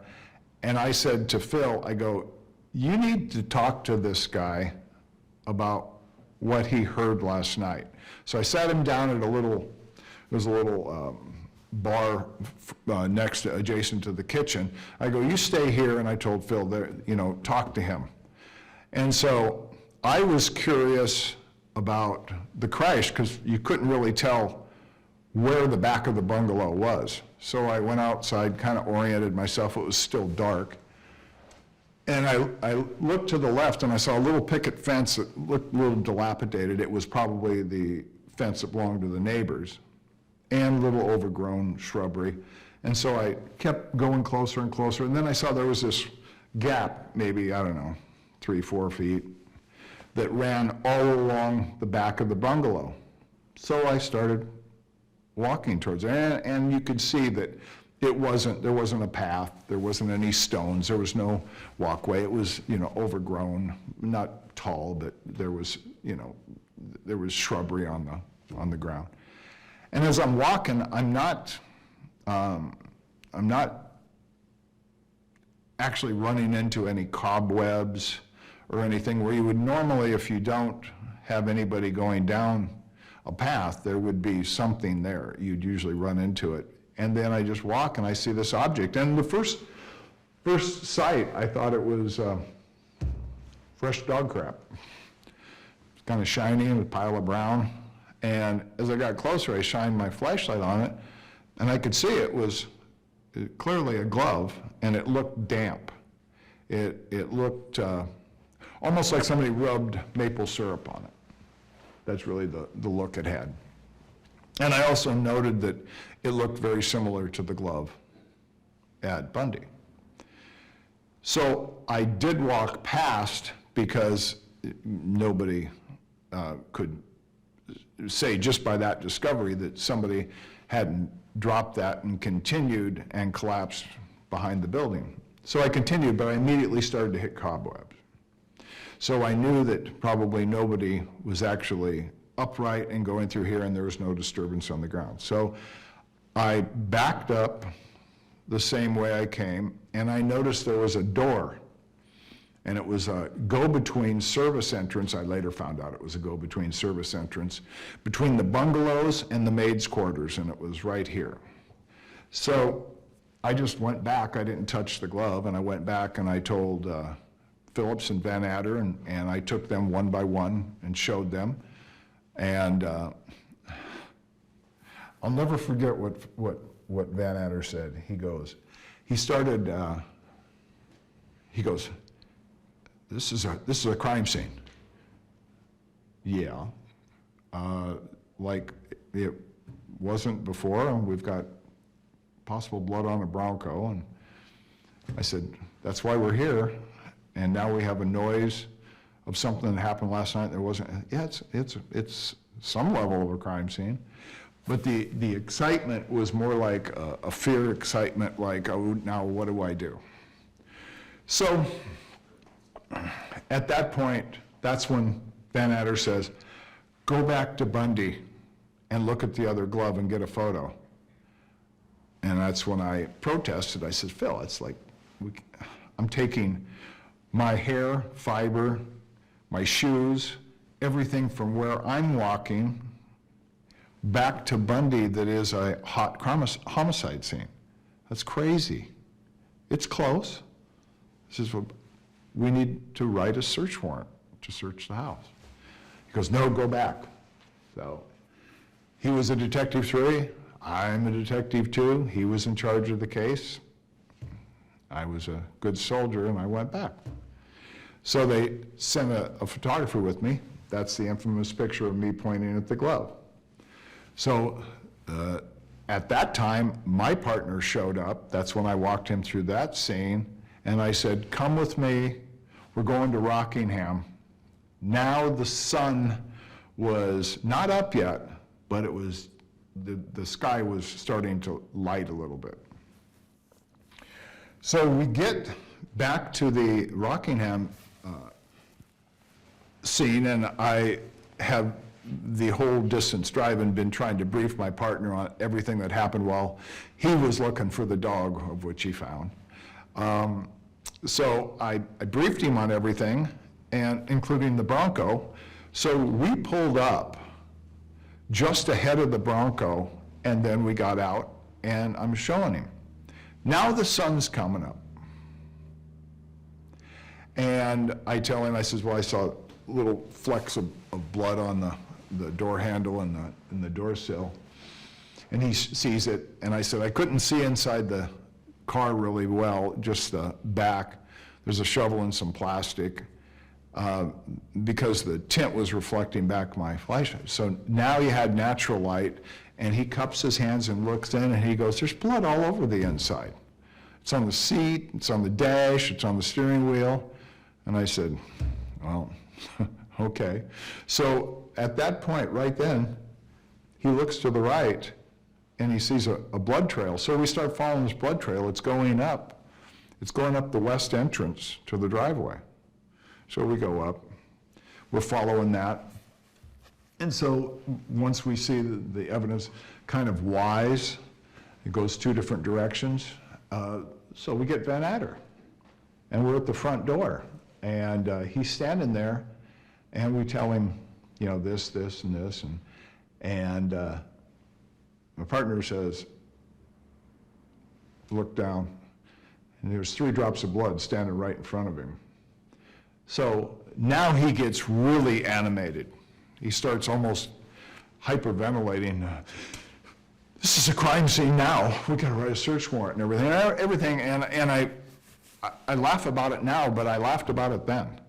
And so did my partner. It's like, I mean, this is working out well for evidence. What's so debilitating about this? So Van Adder leaves Rockingham in my charge, and he goes to write a search warrant, takes his partner with him.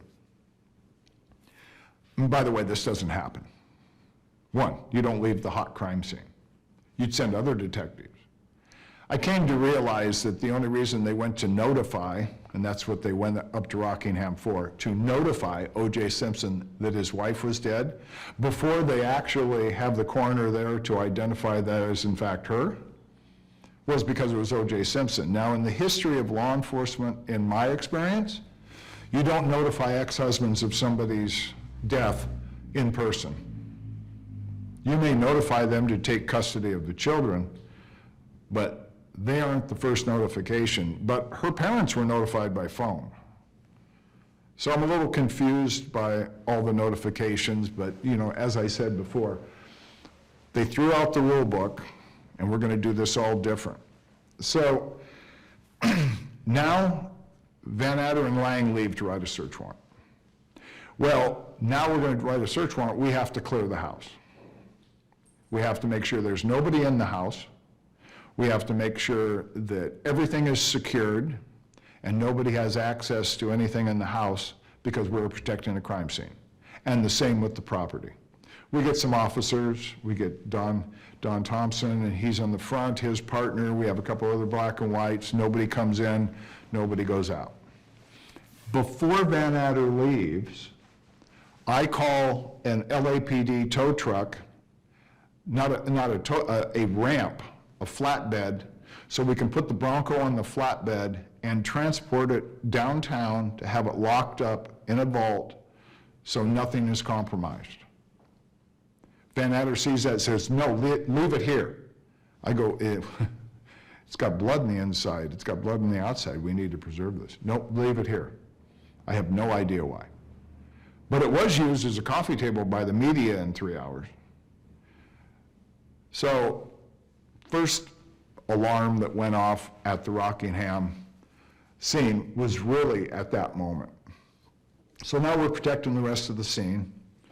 And as we go through to make sure every room is cleared, every closet, we see black towels on the floor in the bathroom, in a pristine bathroom. My partner sees little remnants of blood in droplets of water in the sink.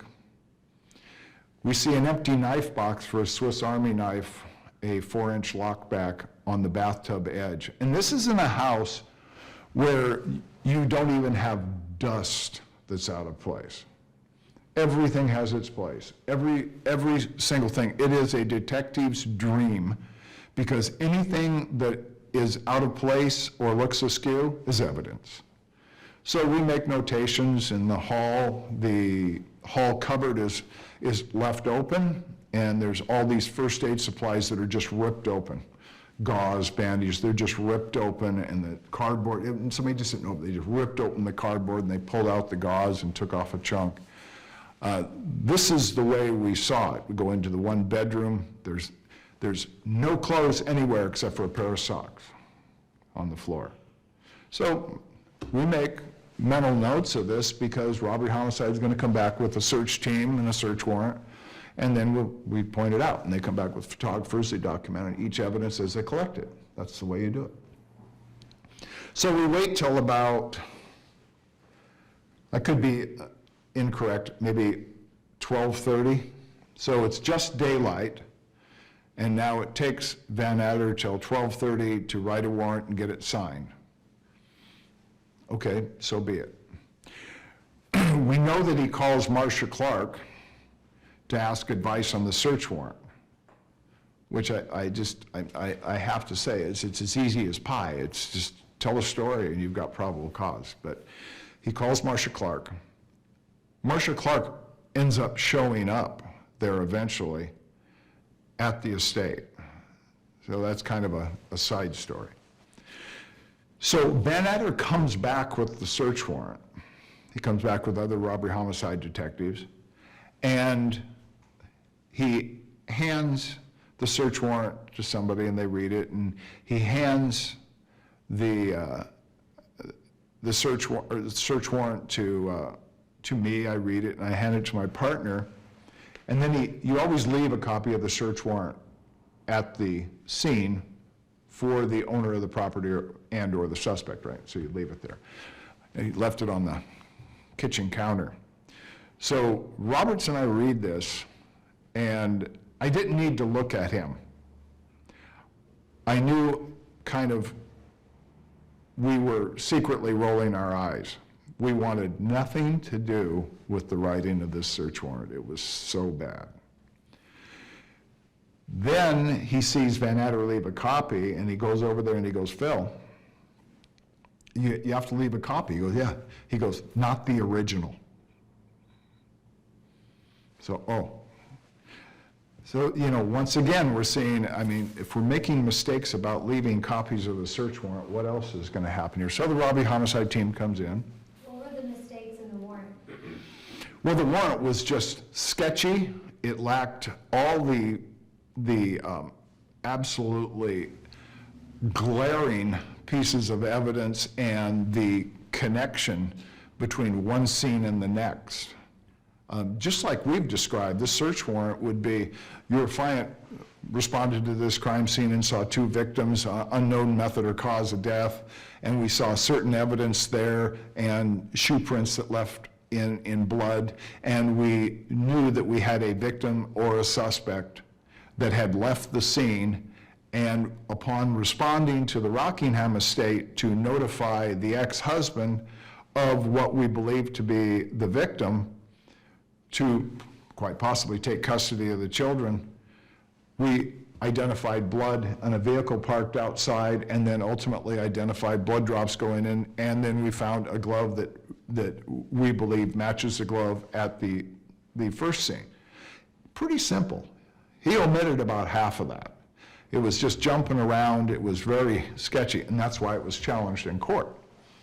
And it was challenged in court because he's using the exigent circumstance to make entry to observe the evidence that connects the two crime scenes. So, fruits of the poison tree, if your exigent circumstances is misplaced and unjustified, then you never would have been in the estate to see the evidence to write the search warrant.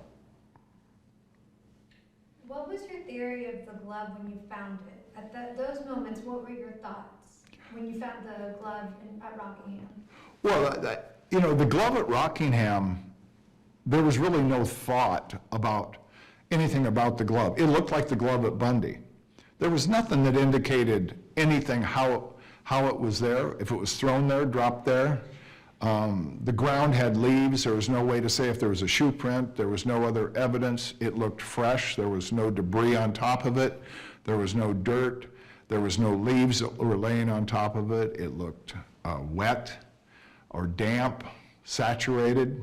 It's somewhat shiny. Like I said, it looked like somebody put maple syrup. So there was no giant conclusions other than it looks like the glove at Bundy. So you just leave it at that point. Did I know who left it? No. Did I have any speculation?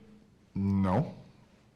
At that point, the daughter of O.J. Simpson said, "My dad's in Chicago." So why would you think it was O.J. Simpson? Yeah. At that point, we didn't know when he left for Chicago. That was all established a little later. And I think Ron Phillips was actually talking to Arnell about when he left, so I never at that point had any knowledge, probably until later in the day. So it was significant, but it was significant without a narrative. There's really nothing you could read. It's not like being at the crime scene where you have victims and you have a stocking cap and you have shoe prints. You just have a glove that's kind of crumpled and damp looking in the middle of some foliage outside of a walkway behind a house. Later, or now, how do you think it got there? What happened? Well, we have two paths coming up the driveway from the Bronco. You can tell that whoever was walking up there walked to the left towards the front door and then stopped and then walked back behind where the glove was. Now there's an air conditioning, there's an air conditioner that was actually attached to the outside of the maid's quarter, and it's interesting that it's right where the glove is, but just forward of that. And later, they actually found a blood smudge on that air conditioning duct. So you're going to have to fill in a little imagination here that if the suspect is running or walking quickly and they hit that with their shoulder or their chest, and then it stops them from going any further, and that's when they possibly dropped it. It fell out of a pocket. But what we do know is that at some point, the suspect entered that service door that was between the bungalows and the maid's quarter where the laundry is. That door was right there, just to the left of where the glove was. We found that the locks for that door, front door, back door, all were the same. So if you had a key for the front door, you had a key for the service door. You go in the service door, there was clothes that were freshly washed, dark sweats. There was blood on the switch in the laundry room, the bathroom. There was, not just a little bit, there was a lot of blood on the door switch or the light switch cover and the door frame. And so that continued into the house. When you go upstairs, there was, as I said, there was 3 drops in the foyer. That was probably when he was leaving to go to Chicago. The first aid kit was ripped open at the top. I'm having a look, after 25 years, I can't remember if there was 2 levels to go upstairs or just 1, but at the top of the stairs, there was a cupboard that was open. And my partner's the one that saw that and saw that all these first aid supplies were ripped open. And, you know, the progression of what occurred, the towels on the floor was out of character. You have an empty knife box. Where's the knife? This is not a guy that just would leave laundry everywhere. The little specks of blood, minute specks of red that you could see in the drop of a water in the sink still. To you, you'd never see it. To a detective, we're looking for somebody trying to clean up. We know by his statements he took a shower that night and he was late getting in the limo. There is I recovered a old ticket and a luggage tag outside the door that was just ripped off and just thrown by the bench by his little front patio area. There's 3 drops in the front door leading outside, and then he entered the limousine with a bandage on his left finger. So essentially, he went through the alleyway, that little alley, and into the housekeeping quarters. Why would he go in that way? Well, I don't know. I know he knew he was bleeding, so you're going to create more blood going through the living room, the foyer, and the kitchen than you are going through a service entrance, because he knew he had to take his clothes off. And once you open the door, washing machine's right there. There's fresh clothes. I mean, when we got there, they were still wet in the washer. I mean, wet, damp, not dried, in the washing machine. Black sweats. And, I think somebody was looking for those, weren't they? I think sometime in the trial, did we already find those? I mean, all these things were, you know, in the future, they just go, what? So in your book, you talk about the mistakes made during the investigation. Let's go through them. The bloody fingerprint at the back of the property on Bundy. What happened to that? Well, we actually know what happened because of the civil trial. So it's in my notes, so just so you and everybody watching this knows what a detective does. So you find out, you do a scene, and you take your notes, and then another detective comes, they're taking over. It doesn't matter why. You walk them through the scene, you talk about what you see, you talk about what you think, you give them your notes, you give them any other paperwork that's been generated, anything officers have done about vehicles parked around the neighborhood, people that they canvassed, statements that were made, everything. You tell them everything, and then they take over the scene. They will read the notes before they ever start anything. Well, the notes were never read. Now, I suppose, if you can believe it, Lang and Van Adder tried to make that my fault. Because I should have taken them by the hand and taken them and shoved their face into the fingerprint and say, look, well, I did. I wrote it on a note for a detective, both of them senior to me and a higher rank, that should have read my notes. I wonder why. Was there some contempt that this young divisional detective doesn't know what he's doing, or that he doesn't know how to write English, or I can't read his writing? My writing was like drafting. So there was no excuse there. If they want me to take responsibility because I didn't lead them by the hand, okay, I didn't lead you by the hand. I didn't think I needed to. But what's odd is they're at the scene. Tom Lang's at the scene until the bodies are removed and then sometime after. The very shoe prints with the blood drops are walking towards that gate. When you bring specialists to to a scene. You're bringing blood, fingerprints, fiber, all these different, and there's different levels. The first one is blood, because anything with fingerprints will destroy the quality of the blood sample. Fibers after that, because you're just vacuuming or collecting fiber. So when you look at this, you have to take the person that shows up by the hand. You have a photographer, you have evidence tags, and if they collect it, they have a certain evidence tag, and if it's stationary and can't be taken, it has a certain tag. So you look at this, and as you collect the evidence, you're going in a certain direction, collecting everything in your path. So you get to the gate, look at the notes. Let's just say you don't.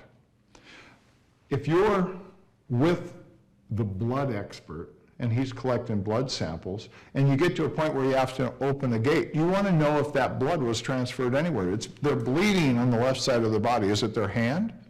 Is it their leg? What is it? Something is dripping. It's most probably their hand. So you want to direct them to look certain places. This is a brass turnstile. It stands out like a pimple on a model's nose. I mean, it's just right there. I didn't think I needed to lead somebody by the hand. My experience with people I've worked with is they would have found it too.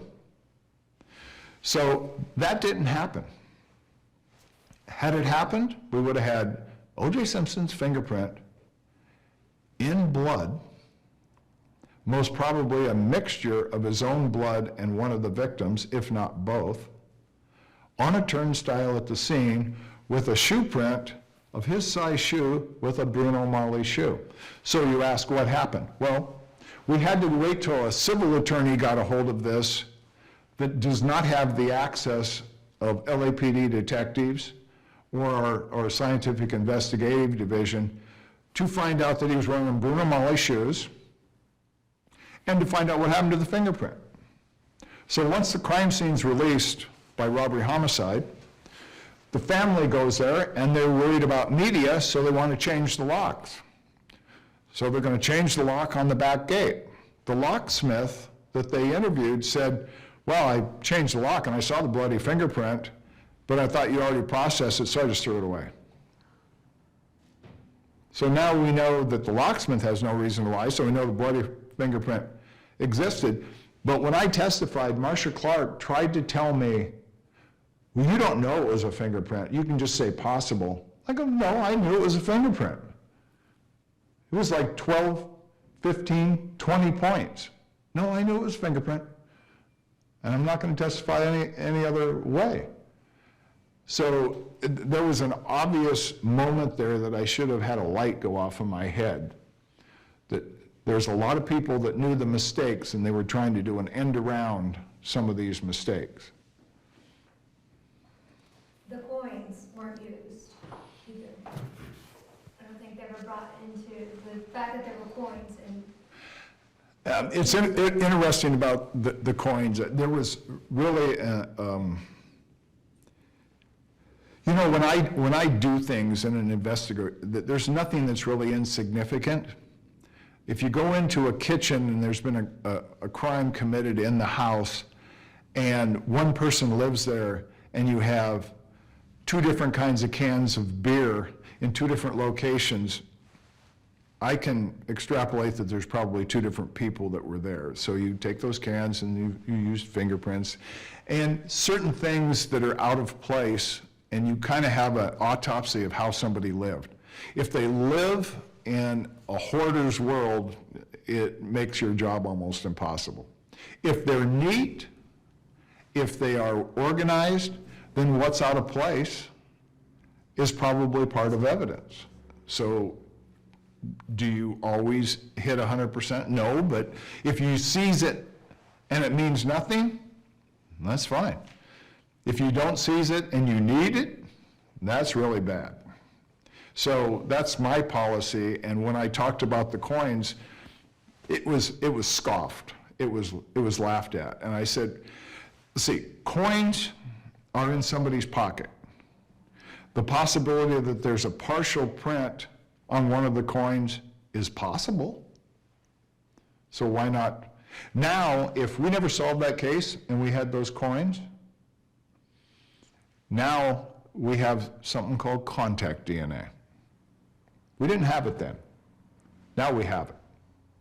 How many cases have we looked at in the last 15, 20 years on reality TV where a detective didn't take evidence that now would solve the case? Or how many times did the detective take evidence because he just wanted to take everything he could and it survived, and then we have the DNA that gets somebody off death row or puts somebody on death row? So this is where we were, and it just wasn't my style to not book anything that could be evidence. It didn't bother me, a little extra time. Were there any mistakes made regarding the socks in OJ's room? Regarding what? The socks in OJ's room. Well, when Brad Roberts and I cleared the house and we saw the socks, that's all. I mean, Robert, he goes, yeah, look at this pair of socks. I said, yeah. So it looked out of place. We never touched them. So by the time robbery homicide gets back with the team to search, and we take one of those team members, and when you have a search team, you might have a pair of detectives, and one of those detectives is going to recover, and then you're going to document. If you're taking the socks, you're going to have like a number, and then it will be photographed, and then you will be photographed taking it, and the more photographs, the better. And then you would put it on an evidence report, and that would probably go in a paper sack, so it wouldn't, if it was damp, then it wouldn't create mold and destroy the evidence. So we never touched the socks, but we certainly saw the socks. So those socks had blood from both victims. That's terribly incriminating. How did they get there? So F. Lee Bailey's assertion that I planted the glove, I must have taken those socks off Simpson and taken those socks to the scene, got a sample of both people's gloves on a spray, and then took them back, knowing full well I'd be in charge of the Rockingham scene hours later. It's a brilliant theory, just a brilliant theory. Describe the following from your point of view back then in 94, 95, and then what your impression is of this person 25 years later. Detective Ron Phillips. Detective Ron Phillips was my boss and a friend, but I find that he wasn't really loyal to what really went down. He was more loyal to his self-interest, how it affected him. As you know, he won't be interviewed. I mean, there's a reason, there's a lot of things he can't answer. Officer Risky. Officer Risky was a really sharp young officer that instead of just doing something wrong, he would actually bare his soul that I don't know, tell me, how do you handle this? How do you do this? And I had talked to Risky a few times before at a couple other crime scenes, and he was really interested in exactly how you do certain things. And so, you know, he was a really good officer, and he did a really good job that day. Tom Lang. Tom Lang, I like Tom, but I felt sorry for Tom because I think he was charged with being a babysitter of a really clueless detective. And I saw, and it's interesting, I didn't know these guys. So I'm watching Tom Lang do everything. He's taking notes, he's writing evidence reports, he's doing everything at Bundy, and all Phillips is doing is standing around smoking. I mean, not Phillips, Phil Van Adder. He's just smoking. I mean, and he never really was observed doing anything. And I felt sorry for Tom, and in a certain regard, you know, Phil was probably his friend, and he had to defend him, and if he had to take a choice between me and Phil, I get it. I get it. You can play the line that you want to do, but I always knew, I liked Tom, and I really felt sorry he got stuck with Phil Van Adder. Philip Van Adder. I think Philip Van Adder needed to have a different career. He was, in my opinion, from what I saw, from what I read, from what I've heard, what I watched, he was really a incompetent detective. He really didn't know what he was doing. He threw around a lot of bullshit. He didn't really know what he was doing. You could tell the confidence level when he had to do something he wasn't familiar with, which was most things. He just wasn't up to speed.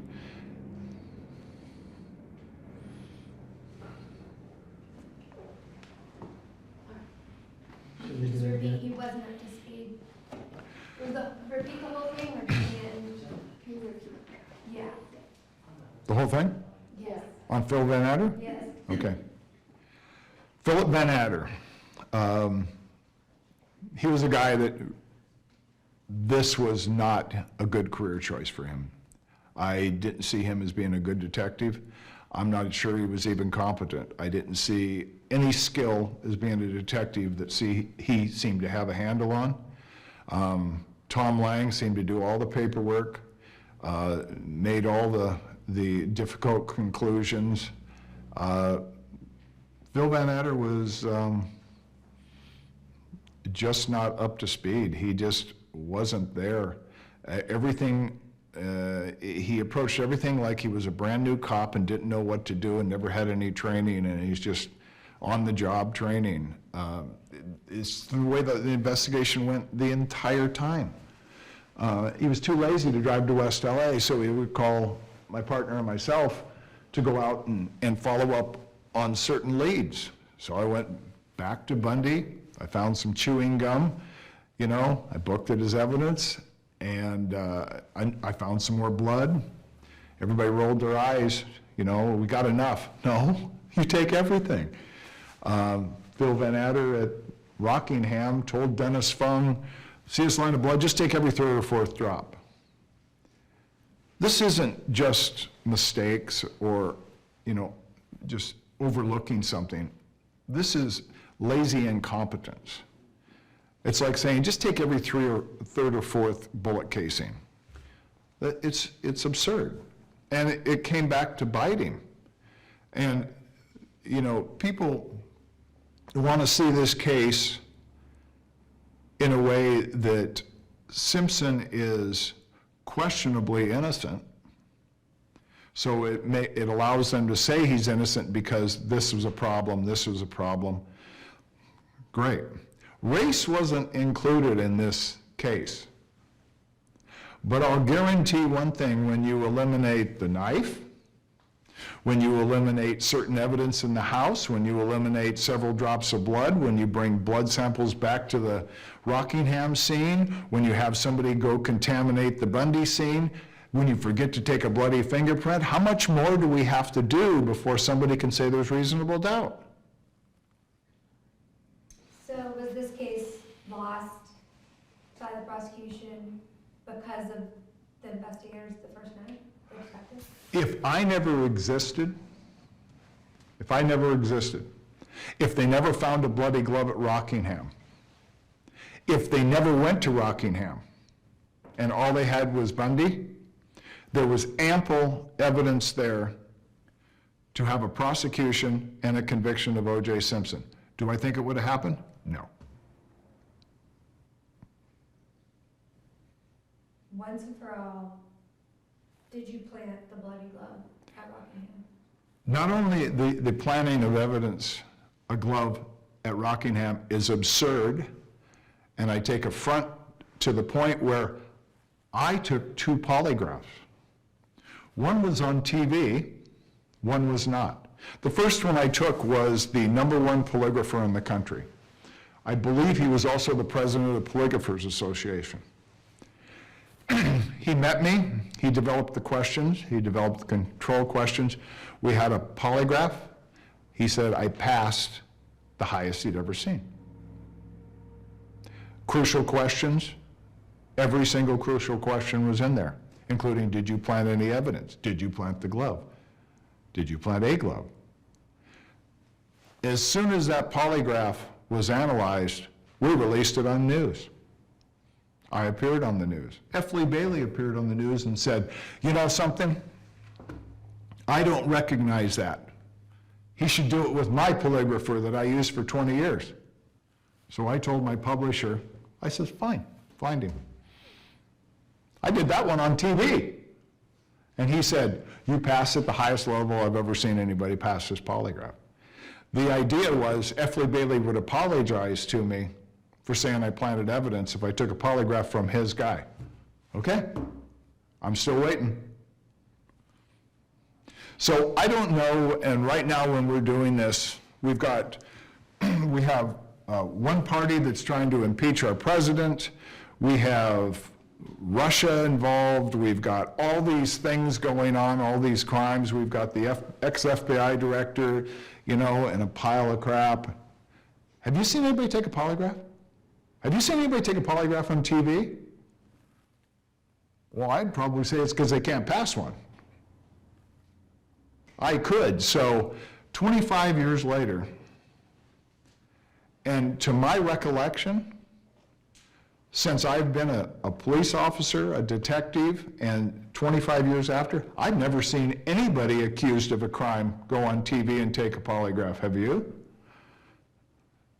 Especially when they're 100. So, one, I'm waiting for my apology.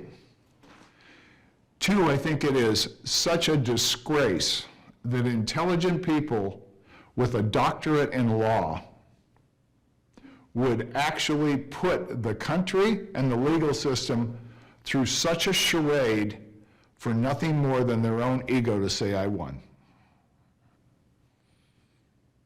Maybe that's why F. Lee Bailey is disbarred in 4 states, because he's been playing these shenanigans forever. Back to the 13th, you interviewed Rosa Lopez. Do you remember when that was, what time? Rosa Lopez was the maid next door. Mm-hmm. And I believe that was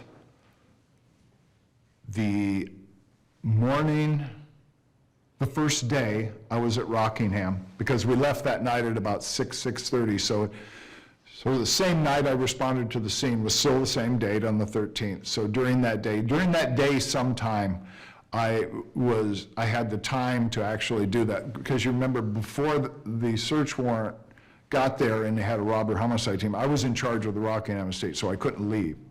At a certain point, I went over and talked to Rosa. What did she tell you? To tell you the truth, I can't remember. Do you remember if she spoke English well? I would say probably by the question, she did not. But I can't remember Rosa's testimony or her interview. If I remember right and I got some relevant information, then I immediately turned her over to somebody at robbery homicide, since all I am now is somebody that is directing somebody from what I discovered so they can take over from there. So I cannot remember. I haven't heard that name, and nobody's asked me about Rosa Lopez in 25 years. Wow. Okay. Not one journalist. So my preparation's really bad. No, it's okay. So you don't remember anything significant about that? And the fact that there was a delay in the trial because of her interview? No, I can't even remember why there was a delay in They wanted it taped, not in front of the jury. So it was during the prosecution's case when jury didn't come in and they taped her interview, because they said, defense said she was leaving to El Salvador, so we need to get her now. It was a whole. See, I wasn't. Yeah. Not only did I not watch anything when I was in the prelim, the judge says you can't watch anything anymore, I actually didn't. Nor, I had other things to do, but so I didn't keep up on all those. And you should have heard it, then you cut. Okay. I'll have you respond to that again, or say, I didn't watch it. Well, if you give me my book, I can just look up Rosa Lopez. It would probably, because I remember contacting her, Yeah, and I can't remember how in depth I got. Yeah. But at a certain point, I did a handoff. you're telling me about what you would have done if you had been the detective? How you would have directed the photographer? Well, if you're talking about Van Adder's decision to send me from Rockingham, from the time I discovered that glove, back to Bundy to see if it's the same as the glove at Bundy, it's an unnecessary mission. You know, you look at them, can you absolutely say it's a right or a left? Maybe, okay? So if you can determine they're a right and a left, and one's soaked in a liquid, one is partially wet, damp, or stained. Probable cause means, would a reasonable man think that there's a possibility that these two things are connected? That's probable cause. So you don't need to make an absolute. You don't need to look at a brand, the lining, or anything else. You just need to make an honest connection that you can present to a judge, that you swear to, that this circumstance, and just the glove is not the only circumstance. The more powerful circumstance is the bloody shoe prints that leave the Bundy scene with somebody bleeding from the left side of their body, to now you have blood on a Bronco and blood inside a Bronco that's outside of the Rockingham estate, and a blood trail leading into the Rockingham estate. The glove is really just a side note. It is the least dramatic of the evidence.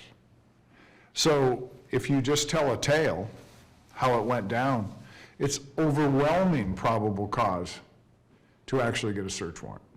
But the key is Phil Van Adder did not understand the exigent circumstance that gave us access to go in Rockingham to find the glove, to find the blood drops, to find all these little items that are, you know, very incriminating and evidentiary and unexplained.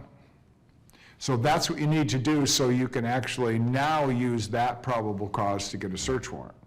So it's not just the glove. And how We have to did, do any of that again? Yeah, We had some because- noise issues. We had a phone and we had some bags, so I'm sorry, Mark. So the whole thing? Yeah, kind of, neutral. So, we started with the cross-contamination of you going to Rockingham, and then into the warrant aspect of it. Okay, so, you know, when people hear on TV, and this is the unfortunate part about televised TV, when people have no foundation of law enforcement, law, legality, search warrants, they don't really understand probable cause. The bad part about this case is neither did Phil Van Adder. So the probable cause in this case in regards to the glove really wasn't that spectacular, and it was unnecessary to go to Bundy. I was close enough to that glove to see that it was most probably brown leather stained with some kind of liquid or something that made it wet, and it was fairly open at Bundy and crumpled up and visibly wet or damp at Rockingham. That is kind of a sideline connection, but it's sufficient just from my observations.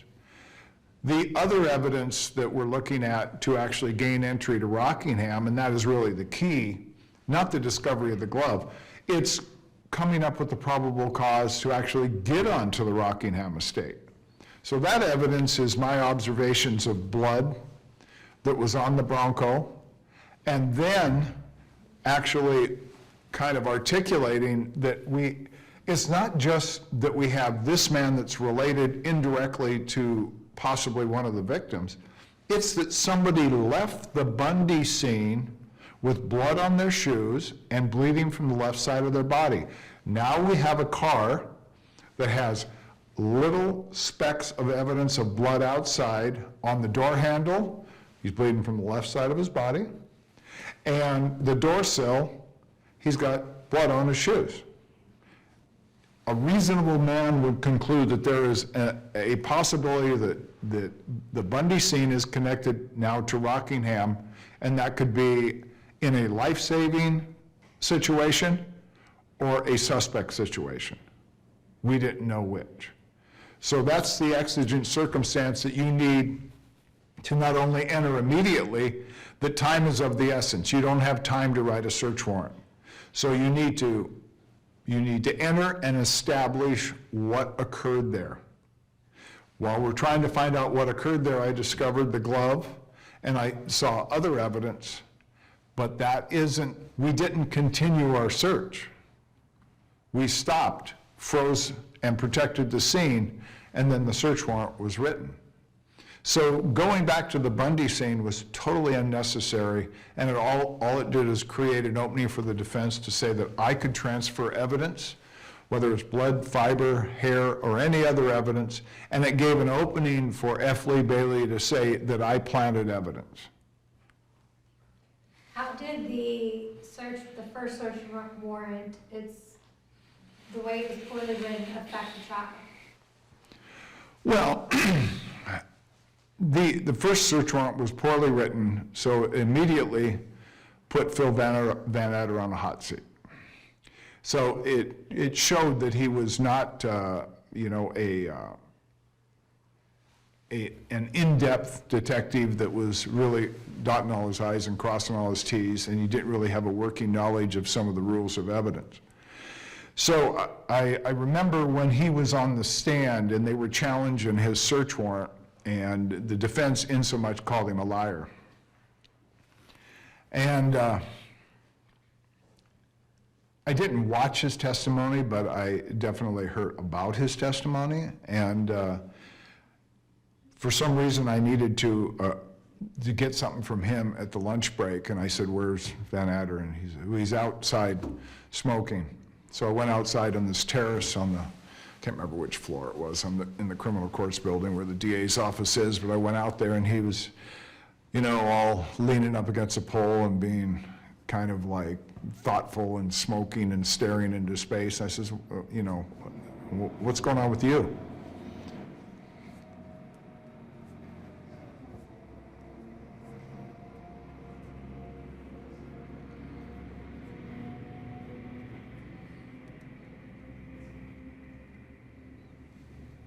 You said, "What's going on with you?" So I said, "Phil, what's going on with you?" and he says, "Well, they called me a liar." And I go, "We are." It could have been kind of a left-handed joke, or it could have been serious, but he took it deadly serious. And he goes, "Well, what do you mean?" And I said, you have no idea on that search warrant what you were doing. You don't know what exigent circumstance, you're just completely confused on this. It's crystal clear. One has to come before the other. So even at that late date, after he is worked with by prosecutors, he still didn't quite grasp the Fourth Amendment issues that we had all been dealing with for decades.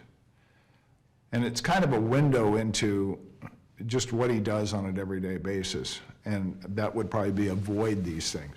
Avoid writing search warrants, avoid making decisions like this. And that's why I felt sorry for Tom Lang, because it all fell on him. And Tom was the kind of guy that he just marched forward and he just did what needed to do. Instead of just arguing about it, he just did it. You told me to ask you, what mistakes did you make at the crime scene? Yeah, looking back, then and now, it's pretty much the same. My mistakes at the crime scene was obviously not being more vocal, not responding to my instincts that things just weren't happening right and why. To go through them as I look back then and ever since then, every time this comes up, I have some kind of remembrance of, I should have done this, I should have done this. The first thing is obviously I should have drugged one of those detectives to that fingerprint and I go, "Look, get somebody to photo this, let's get blood to actually collect it, let's take the whole gate, let's protect this. we'll take the whole gate into court. And would that not have been a dramatic sight, a bloody fingerprint on a gate that was at Nicole's house? So I think about that. I would have pressed every issue that we actually had that first day that wasn't done. Even though when robbery homicide got there and they had a collection team, my partner and I went through and we pointed out all the things that we saw when we cleared the house. They failed to collect many of them. I know that they photographed them because I led the photographer there to photograph them. So all these items were photographed. But then and now, I will tell you, there was blood on the black towels. The knife box by the edge of the bathtub is more powerful evidence than having a bloody knife. Where's the knife, Mr. Simpson? And how could that knife possibly match all the wounds on both victims, and you just happen to have a knife box that opened in a house that has nothing out of place? Where's the knife? The detectives that were running this, the entire robbery homicide division, failed to do a background on Simpson. It's almost like he went from the football field to murder and nothing happened before. Marsha Clark, she concentrated on domestic violence. And I feel like I really failed by, if they wouldn't listen, I should have leaked it to the LA Times. The murder weapon was not a stiletto the size of a machete. It couldn't have committed those wounds in 1 billion years. It was impossible. A knife wound can always be bigger than the knife is, but it can never be smaller. That stiletto had a blade that was over 7 inches long. It was 3/16 thick. It was 7/8 inches wide. The knife wounds were 1/2 inch wide, 1/16 in thickness, and 4 inches deep. The exact dimensions of the Swiss Army lockback. And what happened to Mr. Simpson? 4 days prior, he was a representative for the Forstner Group, which represented Swiss Army knives, and he was given 4 of those knives, and he was given a dozen little knives. Where are those knives? Well, you know what happened. He didn't collect the knife box. He got attorneys. The attorneys went in, and those reputable, highbrow, self-righteous attorneys threw away evidence that would prove somebody murdered 2 people with a knife. Towels, knife box, everything else that was left there. I hate to be Hold on one a second. brat, Are you picking up any of the but conversation? yeah, can they stop? I hate to tell y'all to Can you not guys talk. please stop talking? Thank you. Thank you. We don't have to redo that, though. I don't think it's gonna be Okay. when did you first think of Simpson as a suspect?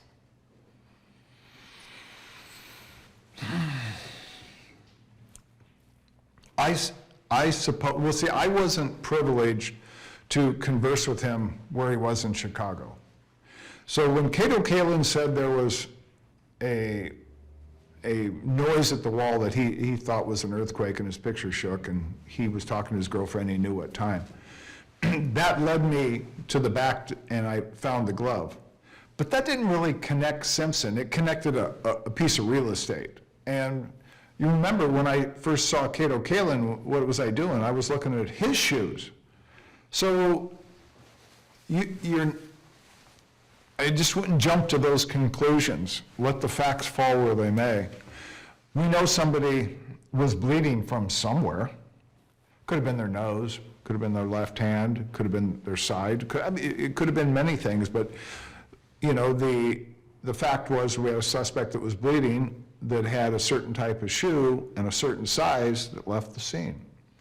Well, if he wasn't present in the state, it would be a little difficult for him to have murdered. So only until we put the timeline together of when the murder occurred and when he actually left for his trip could you even make him a suspect? Once he showed up and he had a wound on his hand, and then we knew from the limo driver, and I'm getting this secondhand, I was told, they say something. So when the limo driver is ringing or calling inside for him to come down to the limo for 14 minutes. So now we can attribute a time to that 14 minutes of calls because we know when the limo driver arrived because they're working on a time clock. So 14 minutes, you can add that. If he came out at the exact moment, he was still available for the murder. So at that point, he became a suspect. He has a knife wound to his hand that he can't explain. I cut it here before I left. I cut it on a cell phone. I cut it in Chicago because somebody said my ex-wife was dead, so I dropped a glass and I cut myself. A wound that size, I've had several, and I can tell you where they happened, when they happened, even going back to when I was 9 or 10 years old.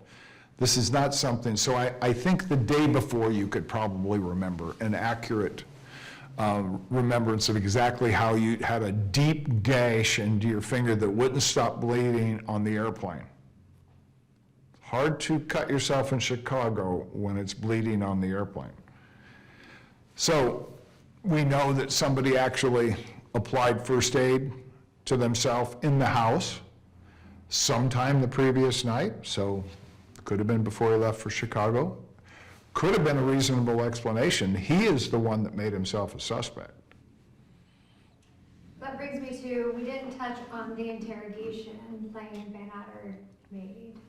What were your thoughts on that? The interrogation that lasted 32 minutes, how ironic, that was his plane number.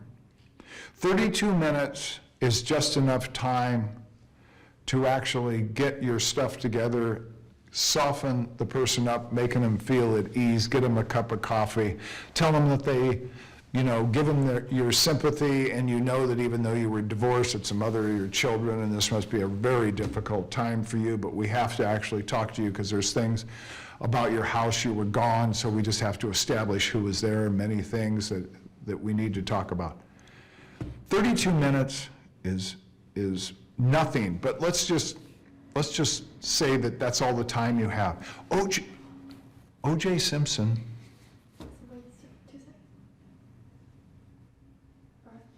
So if we just have 32 minutes, his attorney, Wiseman, was with him when he went to Parker Center. He showed up there and met Lang and Van Adder when they transported him to Parker Center. They're in an interrogation room. O.J. Simpson has his attorney sit outside, and he doesn't want an attorney to talk to the detectives. This is the one and only time you're going to have an opportunity to talk to this man. He's not smart enough to really just shut up, but he thinks he's affable enough to talk his way out of this. You need to play on that. So instead of letting Simpson talk, and he's a talker, so I said, okay, you're going to Chicago. I need you to tell me everything you did yesterday and just let him tell a story. Do not interrupt. Because he's going to make mistakes from where he was. Geez, we might as well be on a playground.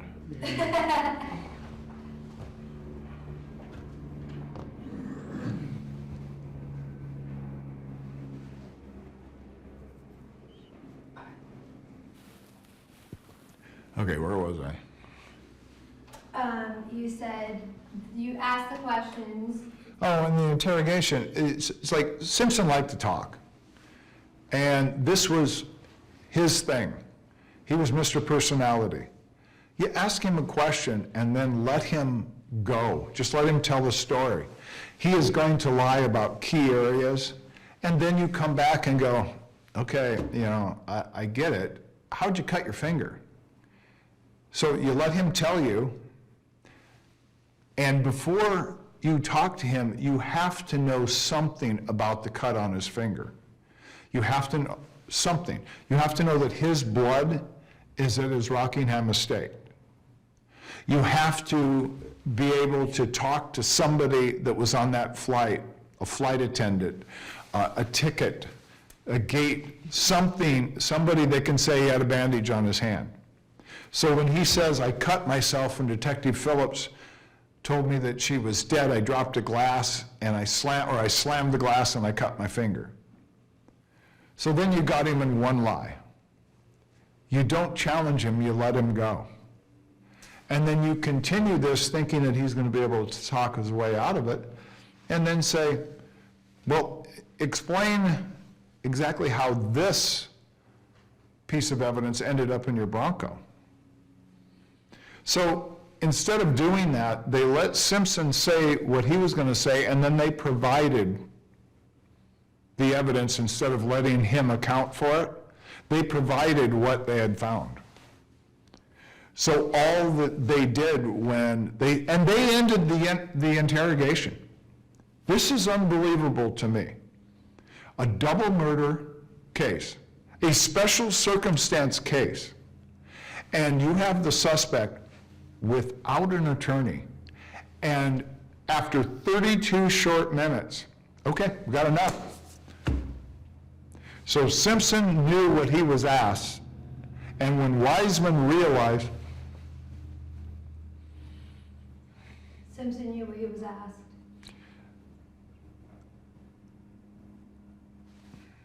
That's a lawnmower. Hmm? That's the lawnmower. Lawnmower? Is it interfering? No, it's a minor. It's never done much. I think. Keep going? I don't think it's gonna go away. Yeah. That's somebody's yard.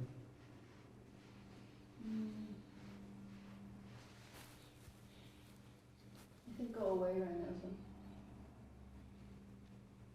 I'm trying to, it's definitely. so when Simpson left that interrogation room, and Howard Wiseman was outside, and he was actually briefed by Simpson what he was asked, he left the case. Because before he thought that Simpson was just simply a ex-husband that they needed to talk to, and this tragic event that happened had nothing to do with him. Then he realized Simpson was probably the suspect. So he took off on the whole case, and then we have Johnny Cochran and F. Lee Bailey entering.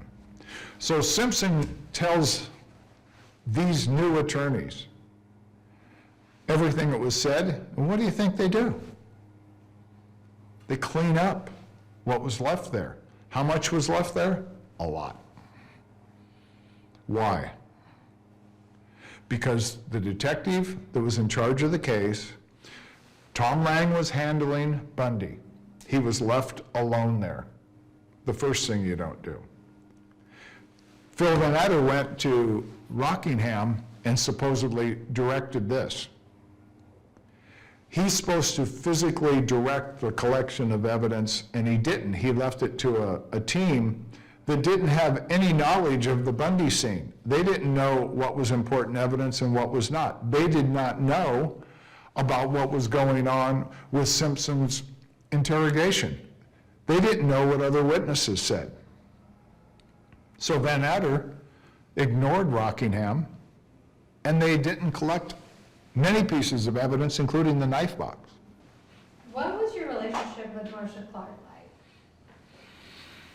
Well, I think Marsha Clark liked me because I was a good witness. I kind of saved the search warrant at the prelim. When she called me, like I described, I wasn't supposed to be at the prelim. I was just at my desk. And so when I came there, I think she goes, okay, I got a great witness here. And so the relationship, it's like I wasn't down at the war room of the Simpson case all the time. I was at West LA doing my other cases, and then anything they needed in West LA, they would call. So I would go there infrequently. So when they prepared me for testimony, I liked Marsha fine, but I didn't give it much thought. But we locked horns over a couple things, and it was kind of a warning sign of things to come.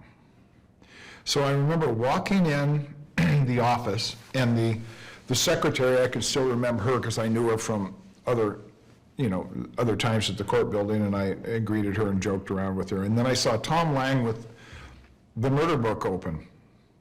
And so I walked by and go, "Hey, Tom, whatever happened with the results from that fingerprint on the back gate?" And he did this exact. Said nothing. Just said nothing. Whatever. So I go into Marsha Clark's office, and she's talking to me about something that I don't recall, and I said, "What happened to the fingerprint?" And Marsha Clark just goes, they never collected it." I said, "It was right in my notes." She goes, "I never read them for 2 months." So I said, "Marsha, can you tell me just exactly how this happens? You didn't read my notes for 2 months? Weren't you supposed to read them 5 minutes after I gave them to you?"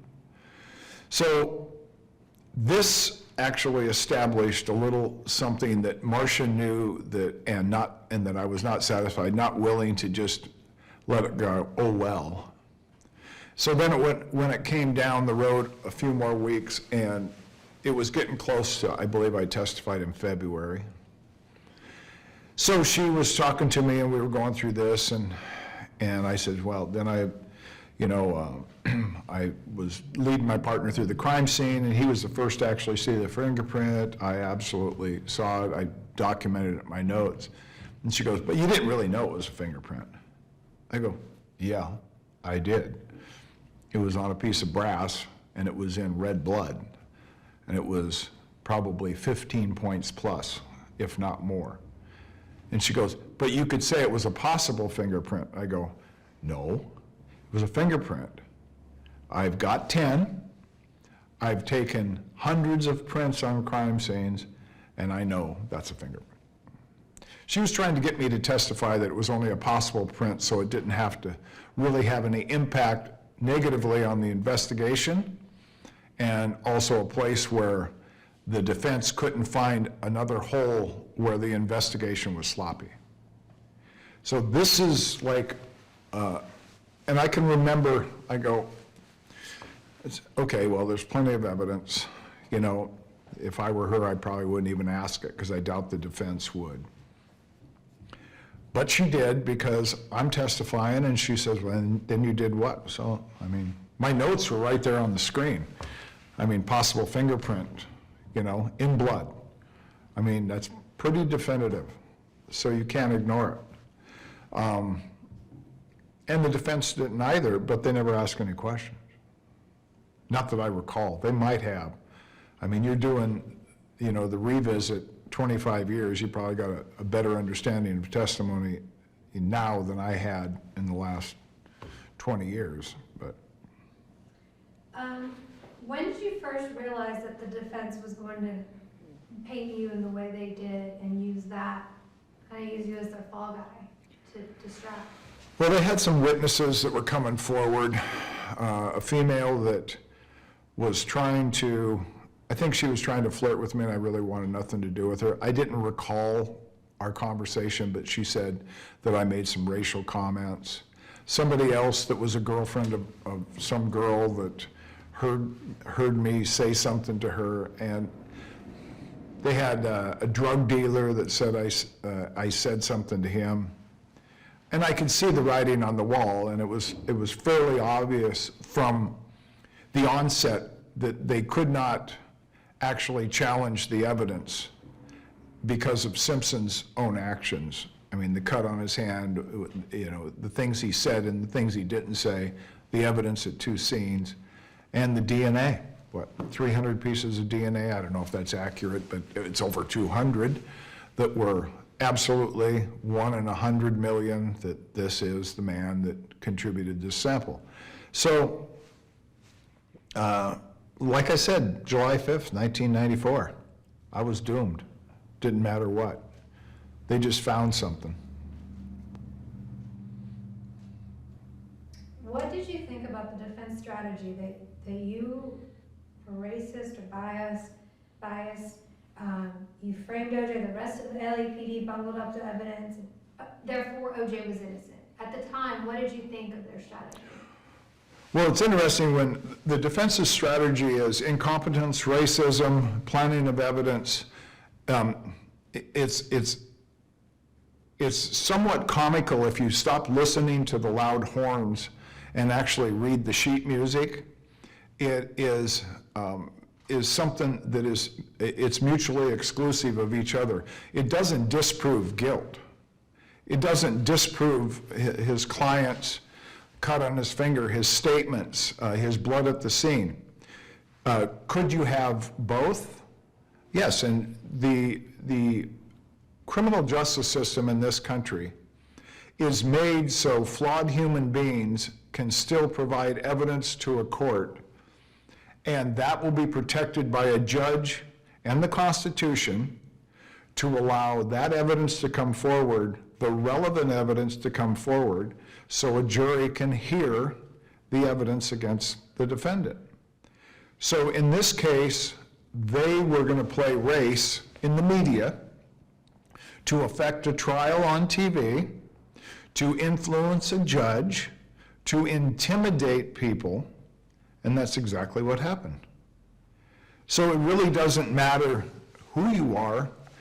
If the case doesn't involve race, then a judge needs to actually keep the trial on the straight and narrow and say, this may be the worst person that ever walked on the face of the earth, which I think that was close to what Marsha Clark said, that may all be true. But that is irrelevant to the facts in this case. O.J. Simpson was treated with such respect, consideration. He was allowed to leave Parker Center, walk out, when they knew full well this man was the murderer and all evidence pointed to him. He should have been booked. He should have been held, but instead they let him go. And he went on this slow speed pursuit with a gun, endangering another man, and actually creating a whole SWAT operation. And I was there that day, and I was in charge of Rockingham before SWAT got there. And SWAT got there 20 seconds before Simpson drove up. I had 2 other detectives, and we were told on the phone, develop a tactical operation. He's got a gun. He's in the car. Set up something. That's what I did. I recently interviewed Sean Holly Chapman from OJ's defense team.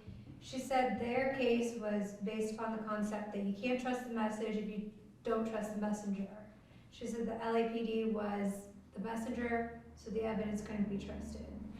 What's your response? Well, what's interesting, if you can't trust the messenger, then you can't trust the message. That is really good. That I wonder how long it took them to figure that one out. So, I would agree with the attorney if the messenger was flawed in the same context and environment as the message. Prove that I'm an incompetent detective. Prove that I can't write search warrants, that I don't know how to do my job, that I don't understand chains of custody, rules of evidence, that I don't understand the Fourth Amendment. Then you may have an argument. And I would say to that attorney now, I said, before you utter another word, I want you to tell me and show me where race was inserted into this investigation, arrest, or trial, other than by you. They're not going to address that because race, it's been 25 years, and I will tell you, it's only gained steam. It is a knife to be pulled when somebody has said or done nothing. All you have to do is say it. And so when you're in a courtroom, the judge has to protect the jury from hearing a question as well as an answer. Because when it comes to something sensitive, and let's use something other than race, because I think when we talk about race, there's all these preconceived conclusions, prejudices, and everything, that there's nothing somebody can say on one side or another. It kind of reminds me of the Democratic and the Republican Party right now. There is nothing you could say, even with a videotape, a film, that they would believe what you were going to say. But when you come to the issue of abortion, you can have a trial and you will never, with a mountain of evidence, convince an anti-abortion person that women should be allowed to have an abortion. That's just the way it is. And we have created race to be the same. It's an unquestioned statement that if we insert it, then all else is wrong. Then everything gets thrown out the window. So when you talk about race, the Simpson trial, Judge Ito really failed not only himself, he failed everything that he did before and everything he did after, because this is the only case anybody knew about. When he allowed the question, he eliminated when he allowed the question, he eliminated the possibility of justice. Because it's not the answer. It's not what I am. It's not what I answer. It doesn't matter. When you ask the question, it just like hangs in the air. The jurors aren't listening to me or the attorneys. That question is hanging in the air, and for whatever their prejudices are, positive or negative, they're forming their own answer. And that's absolutely polluting the jury. You are corrupting the jury at that moment. You have to protect from doing that. No different than bringing in O.J. Simpson's habits with drugs, with women, with business. I mean, you're certainly not going to bring that in. Well, why wouldn't you? Because it would prejudice the jury in a negative way. But somehow we have allowed that law enforcement are the bad guys, and you know, it's not a bitter comment, but I will say then investigate and solve your own crimes. If you don't need us, don't use us. You cracked me up, by the way. Simpson's lawyers found, or came upon, I'm not sure how, the 1983 lawsuit you filed against the LA Fire and Police Pension System. In it, there were a lot of strong feelings and thoughts you said you had at the time. First of all, how did it feel that they were using this to build their strategy? Well, that was a bad period in my life. I lost a close friend. He was shot on duty, killed. Divorced, lost a house, dog. Life was changing, and it was a bad time. And all that they do is they just see a tidbit that they want to use. Me taking one section of probably a conversation that was 2 hours, taking out what they want, and then using that to their advantage. Okay, touche. I'm not saying that they were wrong, but I'm not saying they were right. It's one thing to use that in the press, which I think is kind of a low blow, but to try to use it in the trial and then see where there's smoke, there's fire, I'm going to find something else. And they did.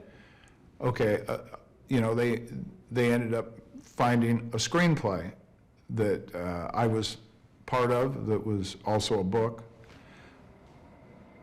But once again, I said, I'm not defending myself. I'm not excusing myself. I'm not apologizing either. This is something that doesn't belong in that venue. There are other venues, such as my department, that if there was conduct unbecoming an officer, then that is an offense that can go all the way up to firing. So if that's what they want, then they should have proceeded that way. And then that would have obviously influenced everything, and it would have obviously been very public.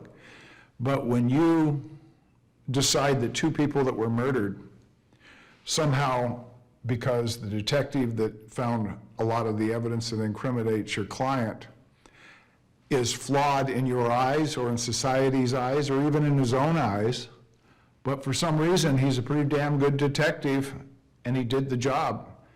If you're going to mingle the two, then what was the point in even making the effort? What did you think about the dynamic between police departments, particularly the LAPD and black people at the time? Because it was pretty volatile at that time. Well, you know, I watch a lot of stuff, and I don't intentionally seek it out, but it just kind of comes. There's always this dynamic, and I always see people always trying to be politically correct, and they're always trying to say the right thing. Well, the matter of fact is, in the black community, as well as the Mexican community, as well as any community where there is a non-white populace, where they have crime problems, the dynamic is the bad guys know what their role is, and the good guys know what their role is. And the bad guys know that the good guys are going to chase you, and if you fight, they're going to fight back, and if you shoot at the police are going to shoot you. I mean, this is not even a complicated dynamic.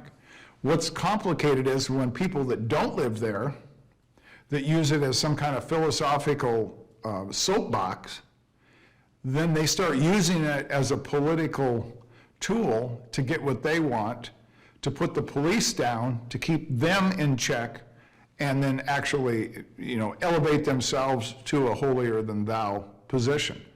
So is there racism? Of course there is. Is there racism from every race and every person? Absolutely. It's the nature of the tribal human being. You do things like me, then you're one of the tribe, and you don't do things like me, you're not one of the, it goes on and on. But instead, we try to make this simple.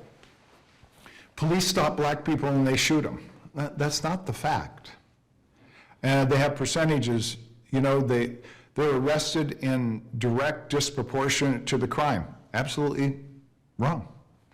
The FBI would do anything in the world not to have to report statistics, but their statistics are almost on the button to the percent of the amount of people per race that are on death row or life in prison, with exactly the people and the description of them and race that are committing violent capital crimes.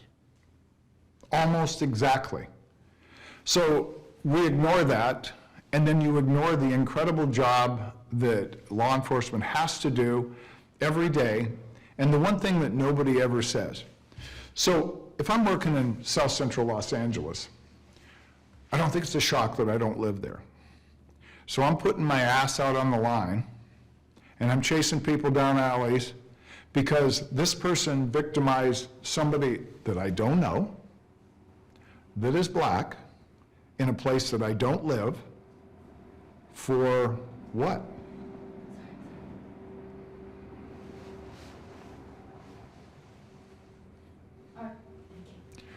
So when you look at that, you say to yourself, do they not see this?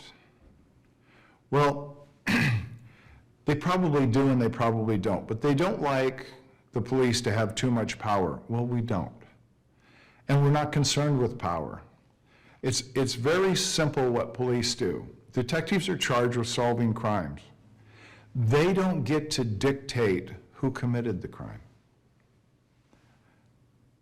Racists would be able to dictate who they want to commit the crime and then prosecute them, persecute them, do whatever they want to them, but that's not what happens. So when a suspect gets up in the morning, regardless of what color he is, he decides to be a criminal. Nobody's making him snatch a purse, rob a liquor store, shoot a gang member, deal drugs. That's all up to him. So whatever he does that we see, investigate, deduce, it doesn't matter how, we don't get to predict who the bad guy is. The bad guy gets to predict. We have very little to do with this. When you have a crime spree or a crime rate, the police only can reduce it, they can't increase it. So when you come to all these things about race and racial profiling, when is some responsibility? Let's just at least give half of the responsibility to the suspect who rapes and murders his entire life, and somehow he has more rights than an officer who's just trying to do the right job. And actually, maybe he makes a mistake. Maybe he's flawed. Maybe he's not really a good cop. But he's still better than the suspect. At least he's trying. So this whole dynamics has been turned on its head, and nobody has the courage. Nobody really has the courage to stand up and say, too bad. You know, we're not dictating who commits crimes. Somebody else is. We're not making people criminals. They're deciding what to do with their life and what not to do with their life. So, you know, I always struggle with what I watched and what I went through and everything, and then seeing what they've done with it. It was just another knife to pull. It was another excuse, another arrow in the quiver that they could pull when somebody is guilty as sin. They can pull the race card, and then somehow you're 50% home. So the old saying, you know, you're on the stand. When did you stop beating your wife? Well, you understand the dynamics of that question. There's no right answer. I mean, you have to give a date. When did you stop beating your wife? Well, it's the same with race. Once you utter it, it doesn't matter if you say never. I never use that word. I use it all the time. What does it matter? The jury is now, they're deaf. They are going to hear what they believe. They're going to make up their own answer, and then you subvert justice. For what? And in this case, maybe many cases there is a racist overtone. I'm sure you could come up with them. But in the Simpson case, he was treated better than any person I ever saw in 20 years arrested for any crime. And I mean any crime. You gotta, when he was at the end of that slow speed pursuit, he had a .357 Magnum, he had a disguised $10,000 and a change of underwear. He had Cowlings in the car. Cowling says he's got his gun to his head. So he was armed with a hostage, and he drove into the driveway of his house, and he wouldn't get out until he phoned his mom and got some orange juice. I can tell you that there is no other person on the planet that LAPD were allowed to do anything except for get your hands behind your head, or he would have been shot. They let him get out, phone mommy, get some orange juice, and then they took him into custody. Now, I don't know a better example of how somebody treated him different in a positive way than that. I hate to ask this because I've met you and have great respect for you. Some people would say, who? Oh, Mark Fuhrman, he's racist. What would you say to that person? I always think of my obituary. And as you can always tell a publication when they write something that I say, even like the Martha Moxley case, I've solved a crime that's 24 years old. The disgraced ex-cop from Los Angeles who testified about not using the racial epithet in the Simpson case. That's the first sentence. Not good job on solving a 24-year-old homicide of an innocent 15-year-old girl. So, I don't know. How many garbage trucks can run down the same road? I mean, it's weird. Very straight.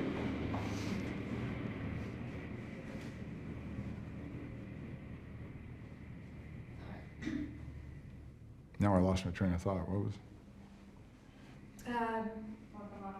Yeah. Yeah, that we were done with that. So.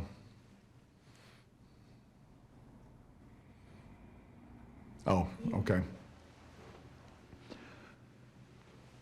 So we're talking here and we're interacting and have been for hours. And so it's not that I know you, but I kind of get a sense of you, because that was my job. Sit with somebody a very short period of time and see where their hard and soft spots are and how their sense of humor. But I can probably tell you right now that you probably care very little about what people think of you that don't know you.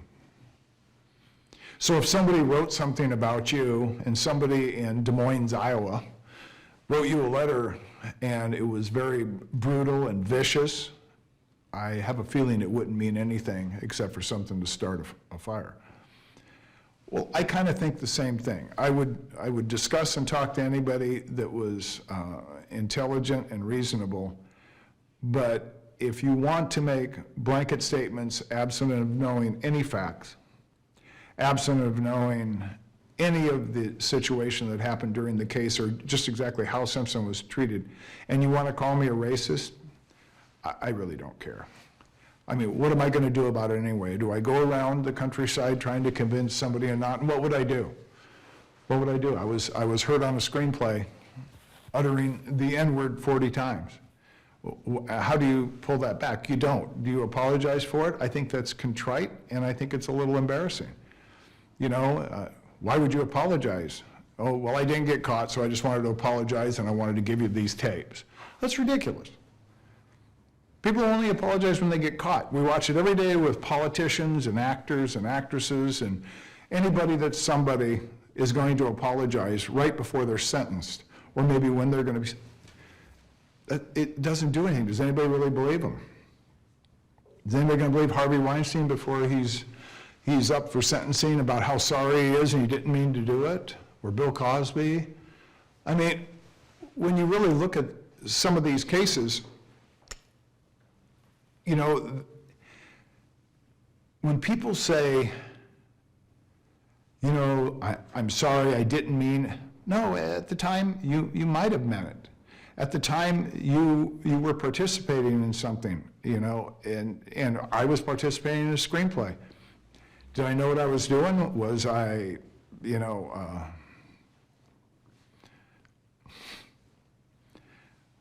was I not able to actually understand what we really needed for that? I was talking to a non-police person. You want to make it, you see all these shows and you want to make it harder hitting, more extreme, like the guy who does all the movies that is so off the wall. I can't remember his name, the director, but he did, yes. He's out of his mind, but he makes entertaining movies. You want to say his name? Tarantino? Oh, okay. So you look at Tarantino, he makes movies. That's what he does, but is he a racist? Because he seems to brush with that word and that attitude in many movies, and I don't think he is. But see, he's not an LAPD detective, so, and I'm not going to get on a high horse constitutionally, but I'm still a human being, and I still have a constitutional right, and I wasn't doing that at work, and I wasn't working on the screenplay at work, and if I was, and I didn't know what I was doing, or quite possibly I was repeating my experiences with many places and many people. It was never entertained. It was just immediately, this is the guy. So if I would just throw myself on the mercy of the public, it would be embarrassing, it would be useless, it would be pointless, because just like the jury, they hear the question, they've made their decision, nothing will budge, whether it's abortion or murder. Nobody is going to change that person's attitude. It is one of those rock solid things that you're never going to change anybody. Conversely, I've had many great contacts with people that were black, Latino, and they saw through the defense and the smoke and mirrors of what they were trying to do, and they knew. And they're the same kind of people that are real people, that have real jobs, that have real experiences, that actually call the police when they need something, that somebody helps them out. They understand what the street's like. So I'm not making an excuse, nor would I ever. But I'm also not pleading for a forgiveness or laying myself down to apologize for the rest of my life. People can think what they want. The facts are there. It's not going to change anything, and it's not going to change anything for me. So it's kind of 25 years later, and we're still talking about the same issues that were talked about and settled 25 years ago. I'm a little confused sometimes. Forgive us for still talking about it. Tell me the background on the tapes, the Fuhrman tapes, as they're known. What's the background exactly? Well, Laura Hart McKinney, I met at a coffee shop, and I saw her writing, and she said, "What are you doing?" And she eventually a conversation, she goes, "Oh, I'd like to write something about, something like, kind of hard-hitting and by that time, she knew I was a cop, and we just kind of entered this conversation about, you should write something about what's going on, the transformation of LAPD, how they're trying to reduce our standards and the problems that creates, and then, the harsh reality of the street and people that are not as qualified or not ready for this, and how it affects everything. And so that's how it kind of swirled around, and then, like anything,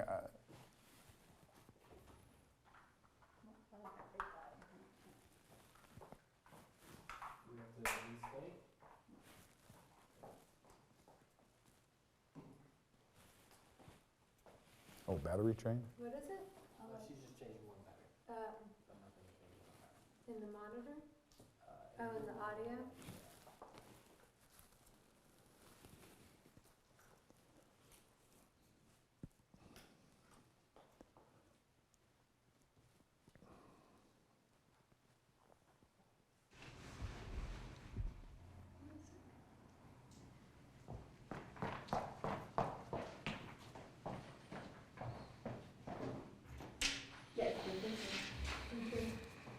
So you guys had that conversation, and that's how it started swirling? Yeah, and it just, over weeks and months, it started developing something, had a direction. And then I didn't know how to write anything. I've come to learn how to lay out a book and realize, and unless you're writing a nonfiction, it doesn't really have a path because it's fiction. So it can go anywhere. And so what people expect is just like an action movie, cars flying through the air, people jumping out of airplanes, landing on buildings, that kind of stuff. Well, in a police thing, they want a lot of dynamics between the people, they want a lot of characters, they want a lot of murder, they want a lot of shootings, they want racism, they want supervisors that are jerks, they want hero cops, they want, the whole dynamic. So we're trying to make something a little bit more accurate, and then still with all these qualities, with actually kind of weaving in the way that affirmative action has changed the department, reduced standards, the problem that's created, and it was completely concealed by the department. Really concealed. And I'm not talking about, just little things. I'm talking about people that have been arrested, people that were gang members. Look at the Rampart scandal. You hire a gang member, you're probably going to get a gang member with a badge. And that's exactly what they did. So when that happened, I find no satisfaction in knowing I was right. It wasn't really worth it. The things you guys said on the tape, was any of it true? Was it all fiction? We have to remember I was on the department a long time. I saw a lot, I heard a lot of stories. There's a lot of folklore. There's a lot of stories that take on their own life as they go down from person to person. A lot of that was like that. Some of it was imagination, but as far as, and some of it was real. And to actually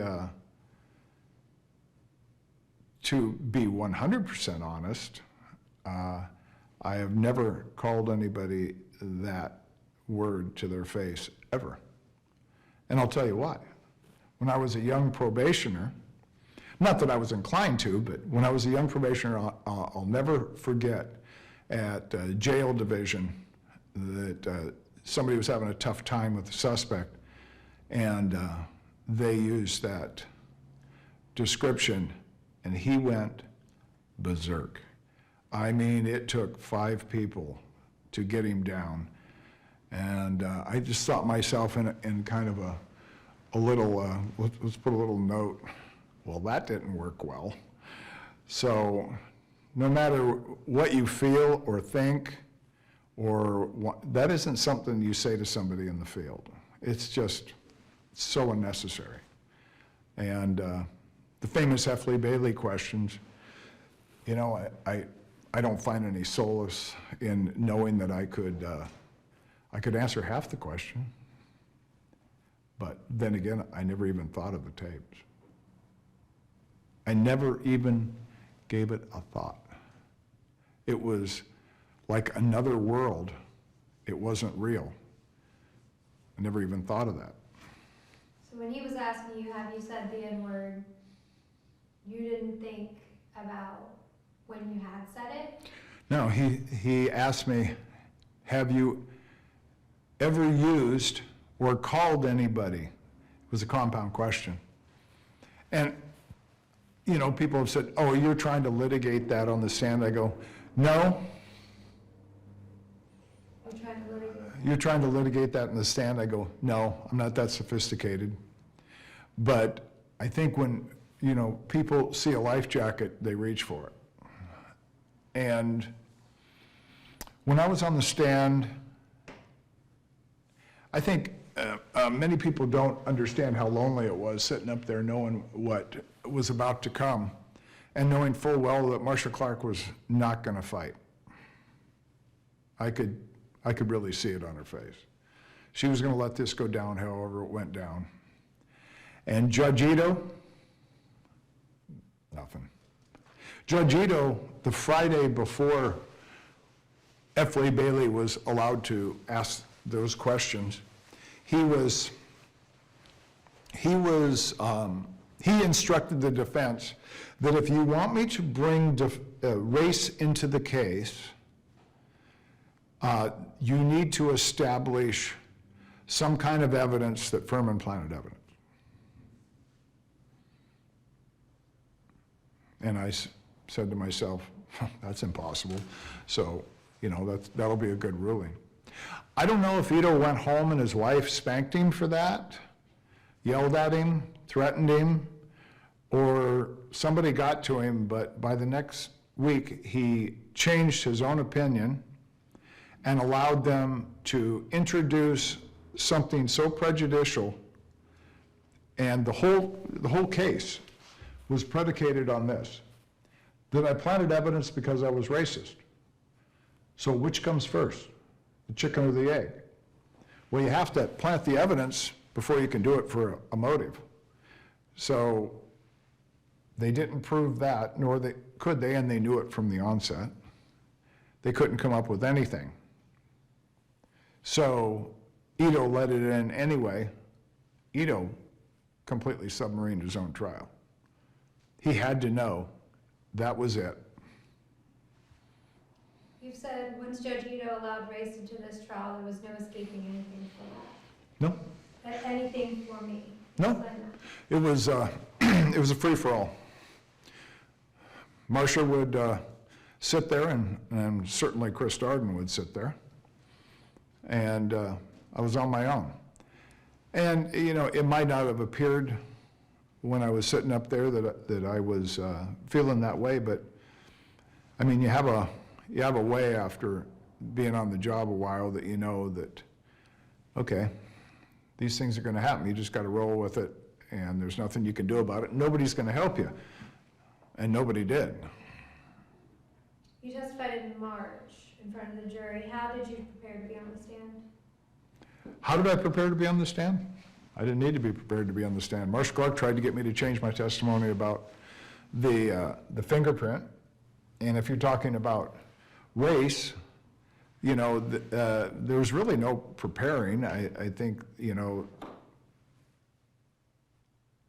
looking back, I can't remember Marsha Clark trying to get me to say anything or do anything. It was one of those things that nobody wanted to play. They knew it was going to be ugly, because it could only be ugly, because it always is ugly. And now it was being introduced into the trial, and I think Marsha's change of attitude, I think she had a real feeling that she was going to lose her cornerstone trial of her career, as did Chris Darden. So I think everybody started to look for their own life raft. Did you know F. Lee Bailey was going to handle your cross? Yes. How did you know that? Well, F. Lee Bailey, you know, they actually tell the prosecutor, you know, who's going to handle certain things. And we kind of knew. He was brought in. There was a lot of reasons he was brought in.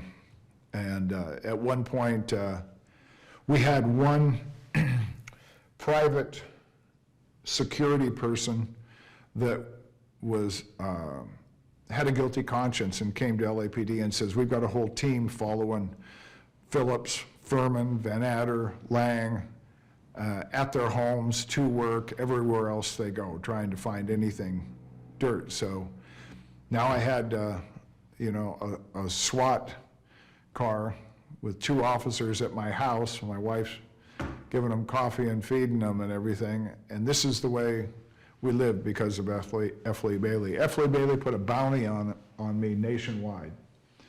And they kept elevating it until they got the screenplay.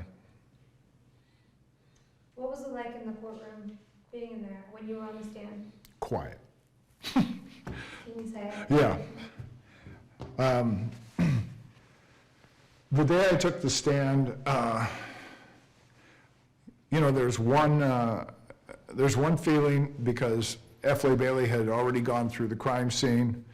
The prosecution has obviously presented it, cross-examined by F. Lee Bailey, redirected by Marsha Clark, and now F. Lee Bailey was approaching the race issue. So doomed would be a great way to describe it. You couldn't tell by my demeanor, but I also became a little angry and a little stubborn, and it's almost like F. Lee Bailey and I were there all by ourselves. I was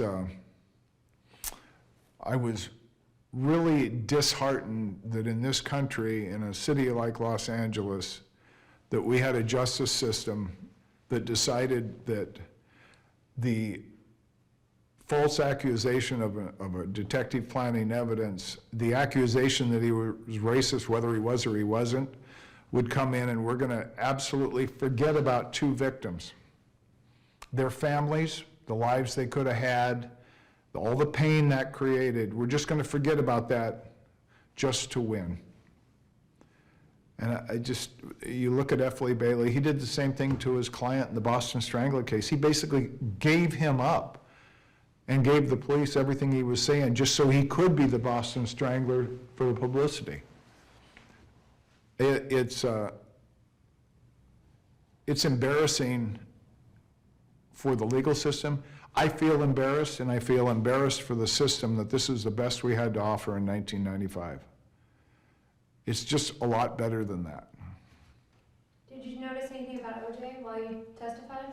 I never looked at him. A lot of people have asked things about, you know, emotional drama in this. I didn't have any. This is just a job. Just like the victims, it's nobody I knew. I don't care about F. Lee Bailey. I didn't care about Marsha Clark and Chris Darden. These are people I work with. There's more cases and there's more trials. It's just business as usual. They made it something else that started ruining my life, and I can say that, and I'm not going to be so Pollyanna to think that that I had no participation. I ruined certain things in my life. They decided that they were going to use those to their own benefit, for their own purpose, for their own money, for their own greed, to get a vicious, savage murderer off for no other reason than to say, we got him off because LAPD is racist. It hurt the department, which hurt me more than the trial, because all the people that I knew on the department, all the people I worked with were still there. And I was leaving. And so I had already retired by August of that year. So that made me feel the worst. Did you notice anything about the jury while you were on the stand? Did you look at them? The jury, I looked at them, and you know what's interesting is I looked at them a few times during direct and even cross. And I felt that they were paying attention and they were reasonable. And I don't know how you read that into somebody without hearing them or knowing anything about them, but for some reason, you know, when you've been in enough jury trials, you can see when people are or bored or predetermined or irritated. They seem to be attentive. They knew they were on TV though. Well, they weren't on TV. The jury wasn't on TV, but they knew everything was on TV. They also knew that there would be some fame involved with their participation. I also knew that many of these people came from a working class, that they, on purpose, filed this case downtown, which it shouldn't have been filed. It should have been filed in Santa Monica, which would have meant the jury pool was on the west side. It would have changed the dynamics of the jury pool, and they didn't want to do that for the very visual of it. They needed to have certain minorities on, because we couldn't, because if you had 8 white people on a jury, there's no way that they could actually render justice and actually listen to evidence and come up with a conclusion properly. So we're gonna help this out. We're gonna go to a place where we're gonna draw more minorities than we are white people, and so our jury will be representative of that. And that's what happened. I kind of feel sorry for some of the jurors. They were picked because of their race, or because they quite possibly weren't that sharp. Like the one man that says a lot of people have the same DNA. After the trial, after 2 weeks of DNA testimony, that's what he walked away with. So if you believe that, he's probably not too sharp. If you don't believe that he believed that, then he was corrupted. There's two kinds of people that get on juries. People that really want to be, or people that are too stupid to get off. Describe Marsha's direct examination of you. What do you remember? Well, I want you to know this because I think it's important. When we're talking about this trial, I have never seen any footage of this trial. I was told not to watch it when I testified the first time, and I just can't bring myself to watch this circus. When I heard about what Marsha Clark said, it actually made me laugh. It was so far off the deep end, it was comical. I stole her little prize. I stole the Oscar. That's what I did. I stole her Oscar, and she was mad. And she was having a fit. And I believe she said she wished I was never born. Wow, that hurt so bad. Describe the moment Effley Bailey asks you about saying the N-word. Well, it's when Effley Bailey comes up with his line of questioning about race, it's almost like his words were coming out of his mouth like a cartoon, and they were just kind of hanging there. And for some reason, and I don't know to this day why I still think this, but I expected somebody to object. I expected the prosecution to object, or I expected the judge to do. I just said, it can't be this screwed up. It can't be. This is like, I mean, introducing race into this would be like introducing sexual preference into a motive. I mean, it really has nothing to do with anything. So the word is, the question just kind of hung there, and you have no choice. And I've said it many times, and maybe it's an escape hatch, but it didn't matter what I said. It didn't matter. But I was mad and I was stubborn. You couldn't see it on my face.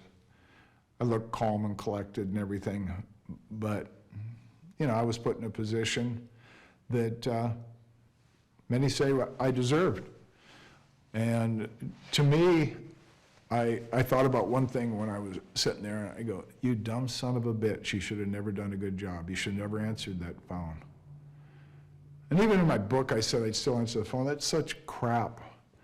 I was probably, when I was writing that book, I was maybe reflective, introspective, sentimental, thinking that, yes, I would still do it for these people.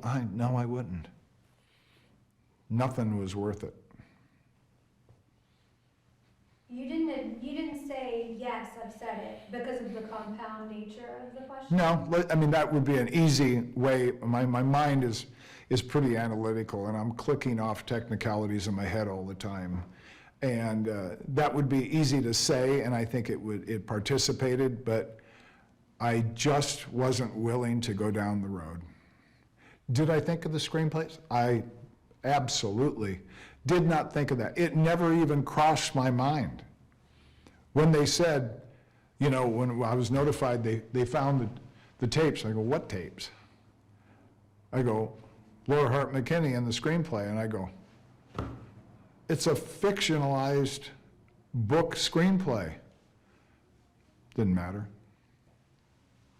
One of our court TV anchors recently interviewed, as you know, F. Lee Billy. He said he didn't know about the tapes when he cross-examined you.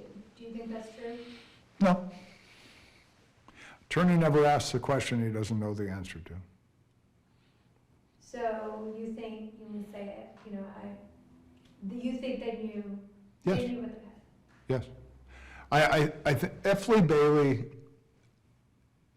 he is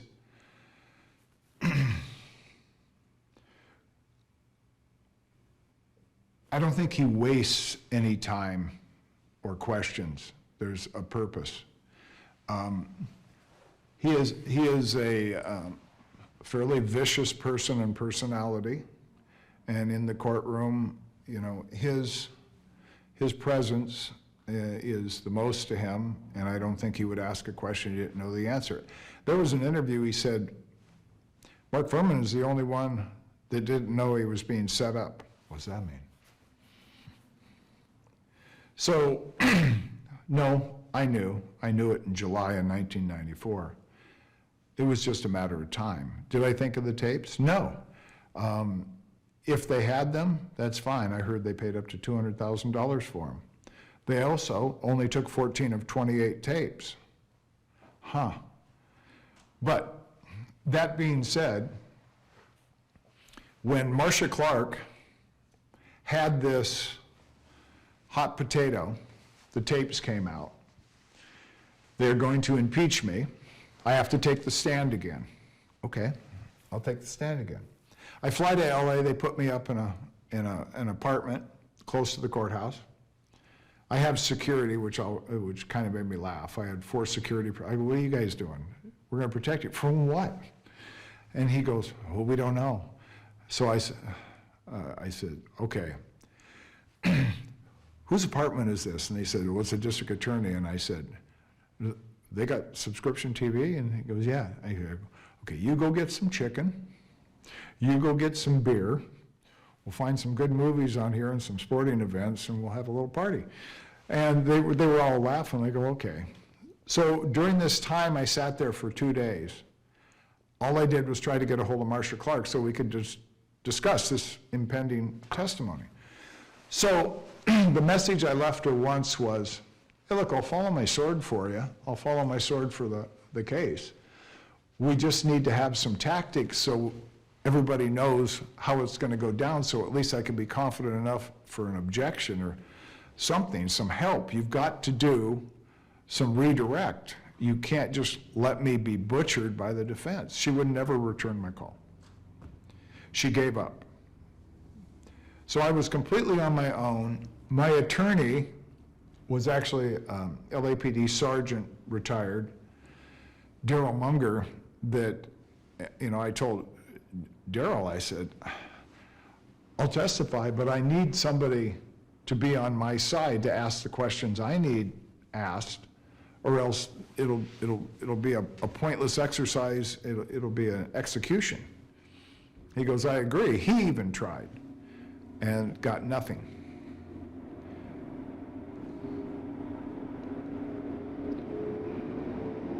Another garbage truck? Well, I think they're running a logging operation down here or something, I mean.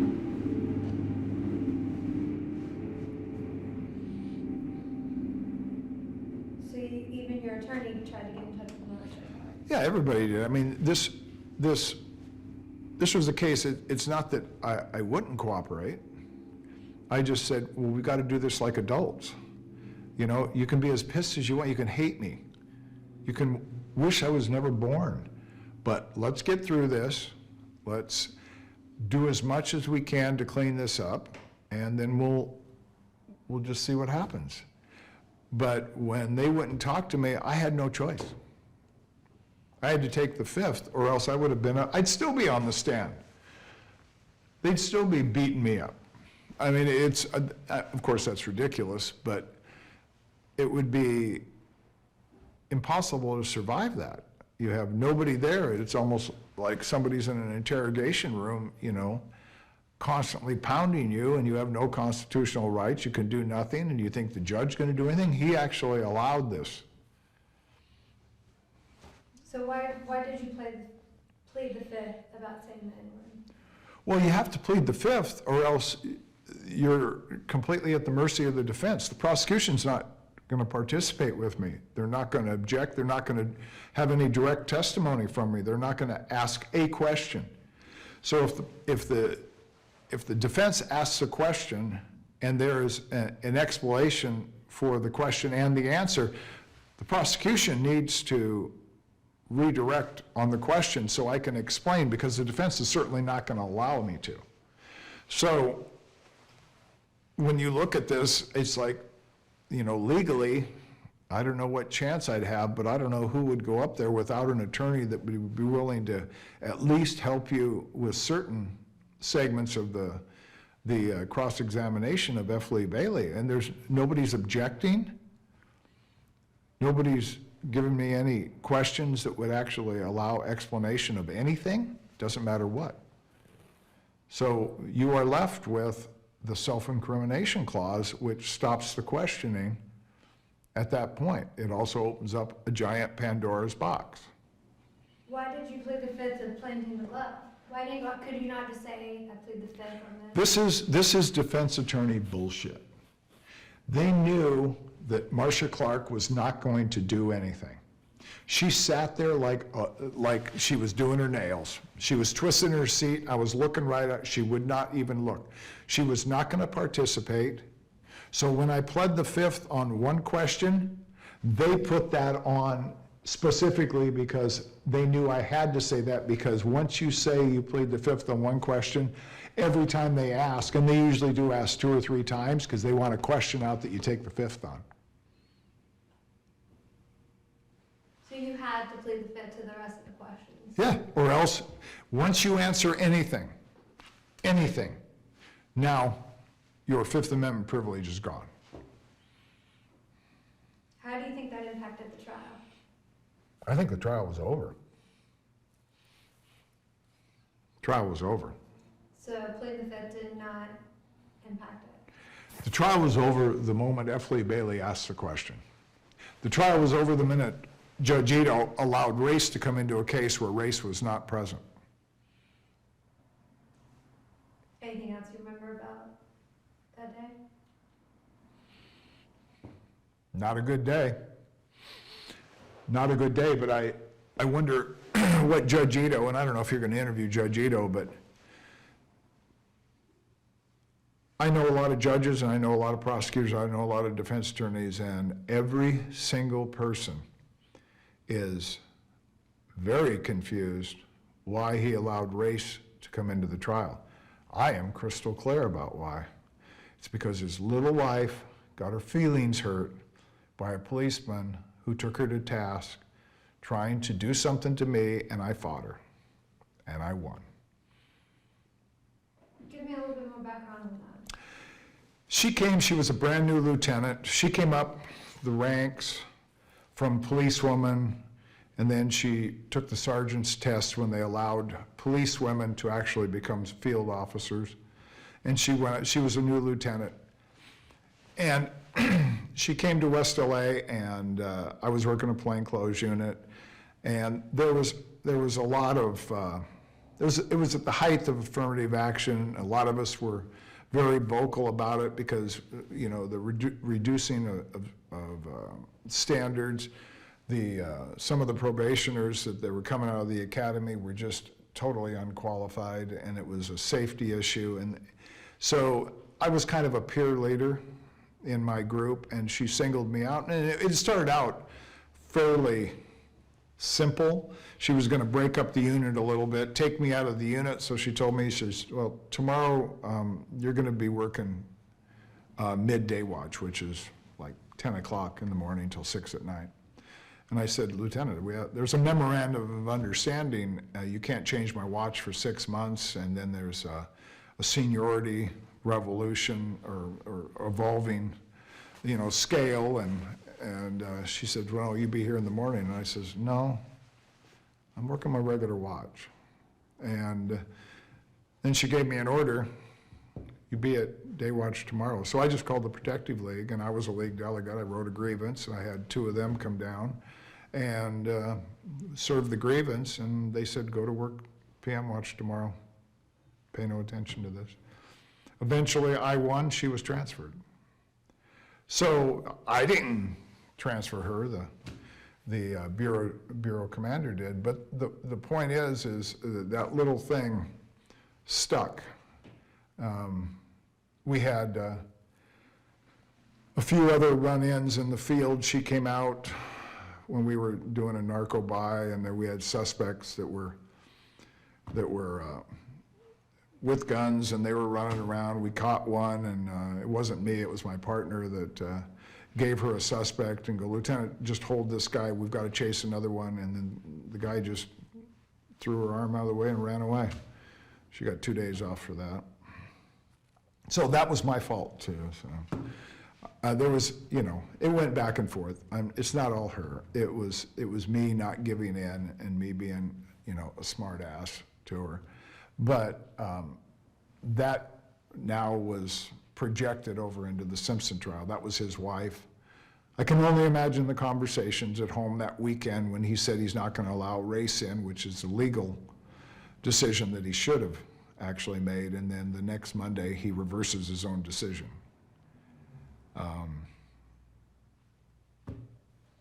Weird. Well, it actually, you know, when you say weird, it's not really weird. It's the way things usually are. I would have been perfectly fine if you can show some kind of evidence that even I could have planted evidence, allow race in. I said, okay.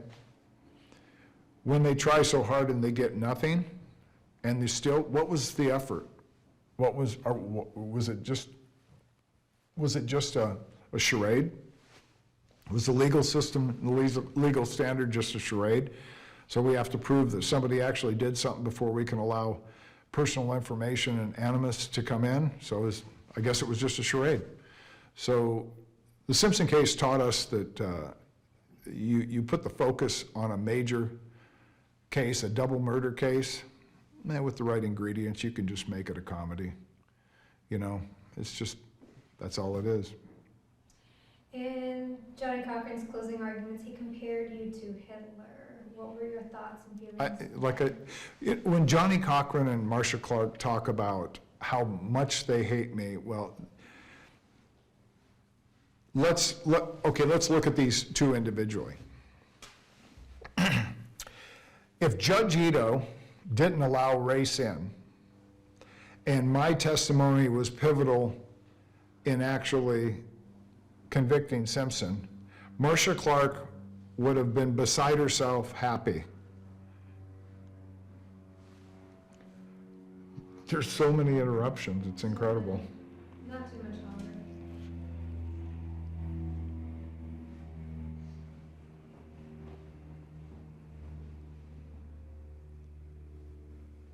If you had helped, if your testimony had helped her, Yeah, you look at Marsha Clark, if Judge Ito ruled that race wasn't coming into the trial and somehow the pivotal points that I testified to were some great, they were a great moment in the trial, she would have embraced me. It would have been the greatest thing since canned beer, even though she knew about the screenplay. She didn't care. She won her trial. If Johnny Cochran lost, and that never came in, it would have been because of me. Because I did plant the evidence, because I am this racist, and I plotted this, and I'm so powerful, I manipulated all these DAs and all these policemen and everybody in the case. So when she gets up and gives her final argument, and you understand that the prosecution goes first. So when she did that, he just jumped on the bandwagon. That's exactly what he did. He was getting his last dig in. So Johnny Cochran used to be a DA too. That's where he got his, he wasn't that well thought of, he wasn't that good of an attorney, and the irony is he was a civil attorney when Simpson hired him. what did you think of the prosecution's presentation of the blood evidence and the DNA evidence? The blood and DNA evidence, if I remember right, it lasted 2 weeks. And when I heard that, I've thought of a few technical schools that I've been to, and even though I'm terribly interested in the subject, how many times I nodded off. And I think the same thing was true. And you're talking so far above most of the people's ability to understand it. And I'm not saying that in a demeaning way, because I don't understand DNA. I mean, I understand how to say it, and I understand what's possible and everything, but when you start talking about the science, my eyes cross. You know, it's just another world. So they tried to teach people the science. All you really need to teach a juror is, we do this, it's been done this long, these are the fail-safes, the chance of a mistake is this amount, but the chance of a hit and the amount that it's not the person is this. I think it would have been better served a couple days, you would have got their interest, but I think you confused them. The one juror after the trial was interviewed and said, you know, a lot of people have the same DNA. No, they don't.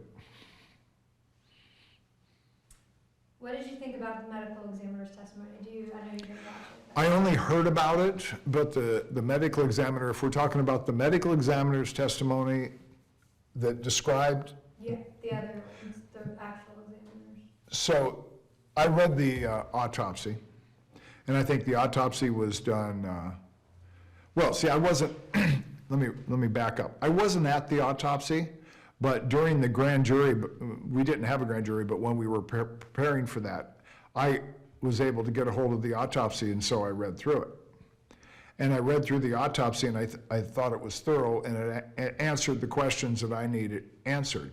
You know, which wounds would have caused death, the weapon. And I'm actually glad you actually brought that up at this point. We haven't even covered this. After the homicide, Van Adder found out that O.J. Simpson, on a shoot for a movie, was down in downtown Los Angeles, and he went into a knife store and he bought an Italian stiletto that was open. It was this long. In fact, I think it was a little over, I think it was 13.5 inches open. That is what he presented to the court as a murder weapon, and they testified to this in the prelim. When I heard about it, I just about passed out from shock. I actually went into the DA's office and I talked to two of the DAs that were doing a lot of the background work. I go, you know, it's impossible that that knife committed the murder. So people say, so what's the big deal then? Now you produced the one that did. Well, so now you have the lead detective that's saying this knife did it. So now you go, no, we were wrong, this knife didn't do it. This knife did, this small knife. Well, when he brought that stiletto into the prosecution, he eliminated us producing or proving what the murder weapon was. It was gone forever.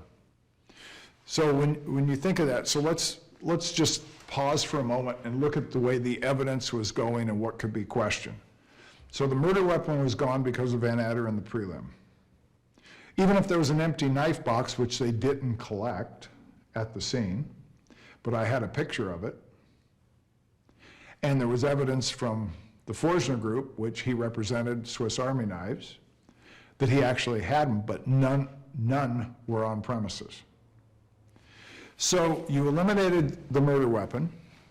He brought blood to the crime scene of Simpson after the interrogation, and so all the blood in the driveway, any drops of blood in the house, and then the socks were questioned.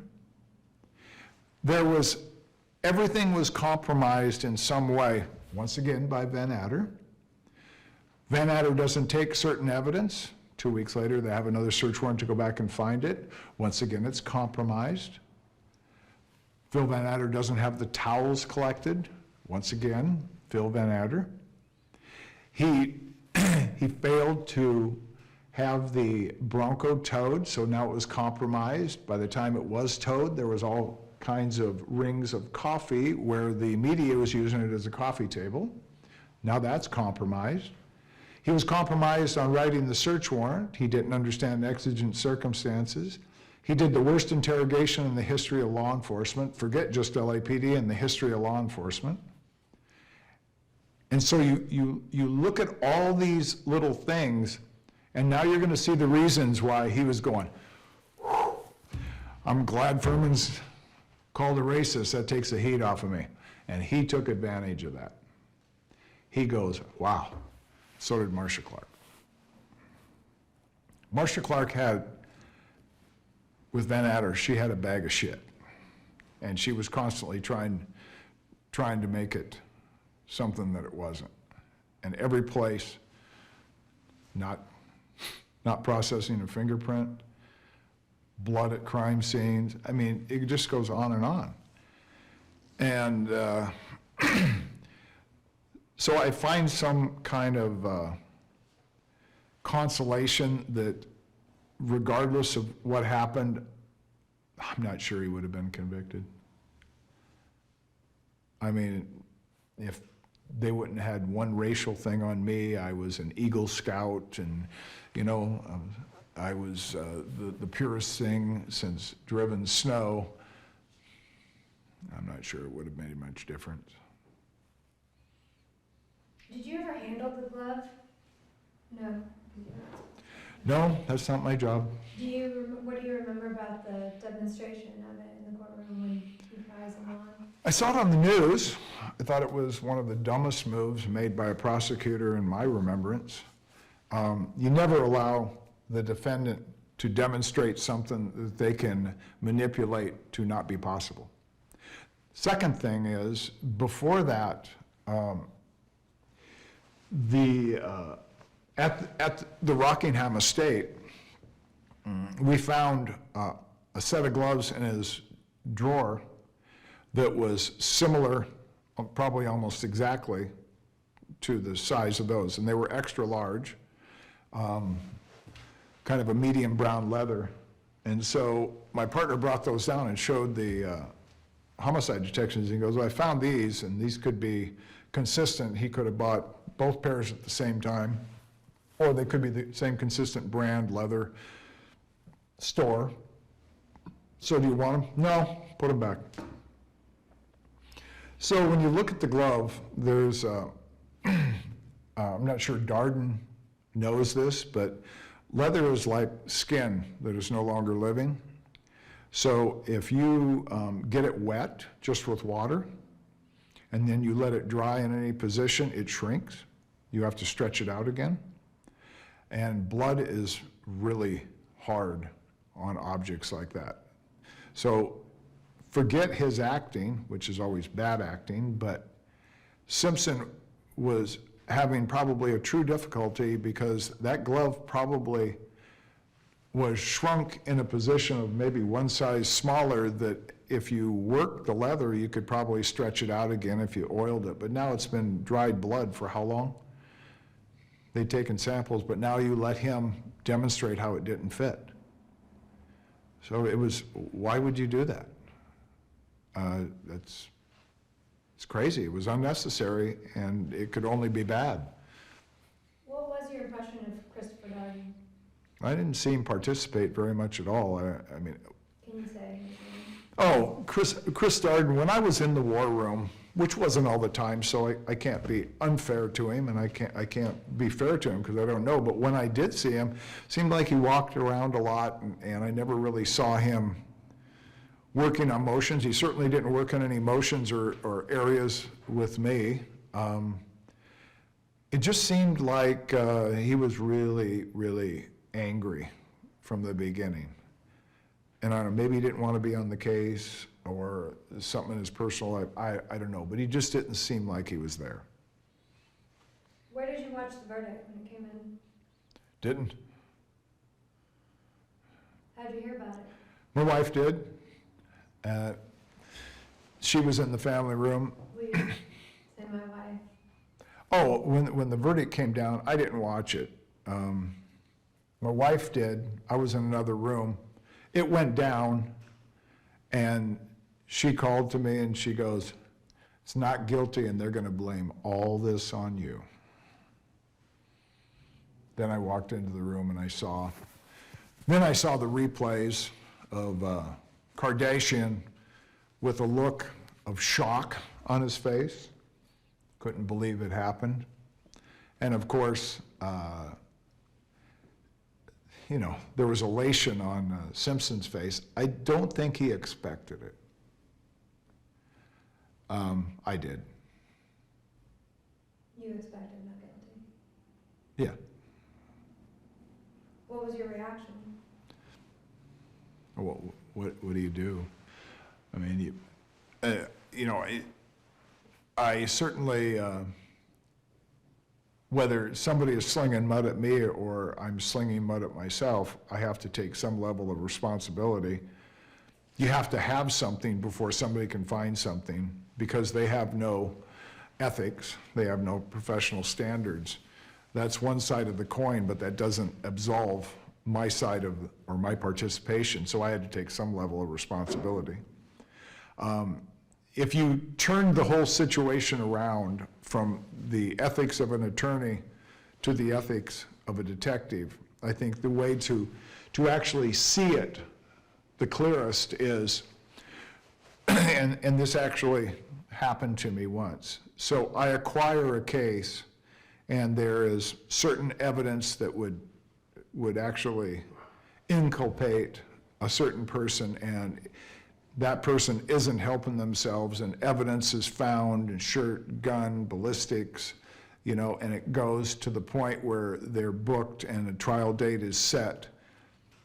And the detective knows or finds out or comes to discover that this person is innocent, but just lets them go through the process and lets them be convicted. That's what the defense attorneys did. But that actually happened to me, and it was odd that I didn't, although evidence, the gun, the shirt, blood spatter, was all there for me. There was something about this guy that I go, this is not my suspect. So instead of just letting this guy go to prison, I went down to his neighborhood and I started talking to people. I had a few informants, and I talked to people that weren't informants, and I said, look,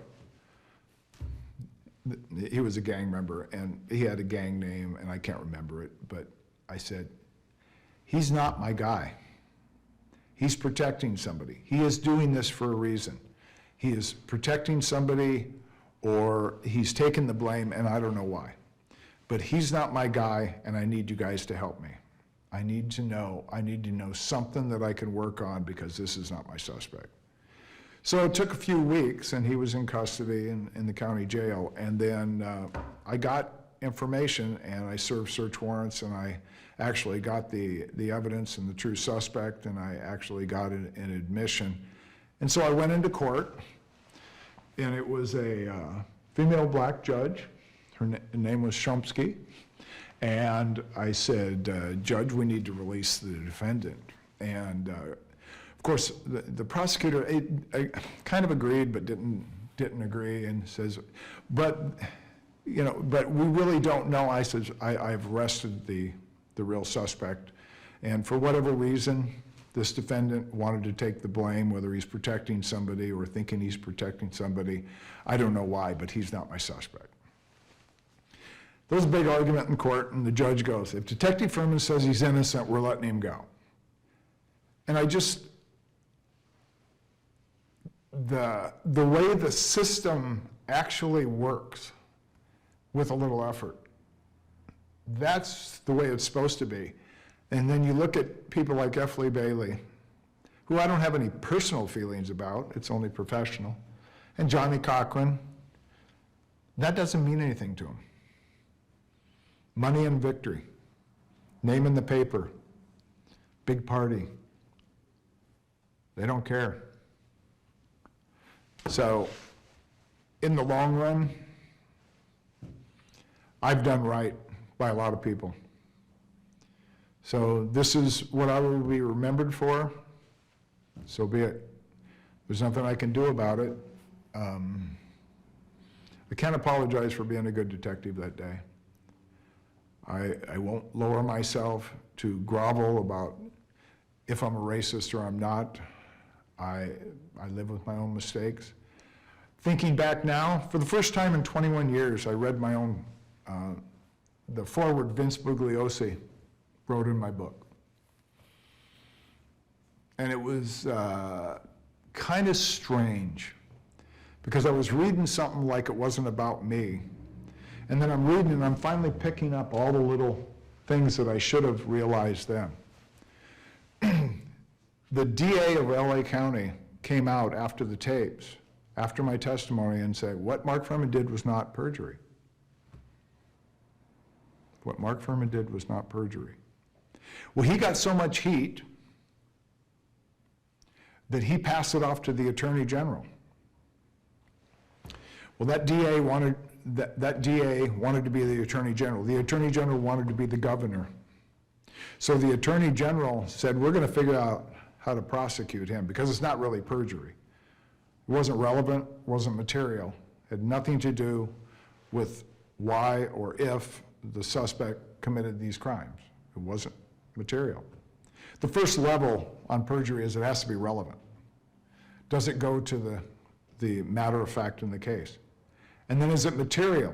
Would it go to prove or disprove the guilt or innocence of the defendant? Well, you don't have to be but in law school for 15 minutes before you can answer that. So Vince Bugliosi made some interesting comments about the Attorney General wanting to be governor, and some of these things didn't happen, but the Attorney General eventually came up with a decision that the truthfulness of a police officer is always relevant.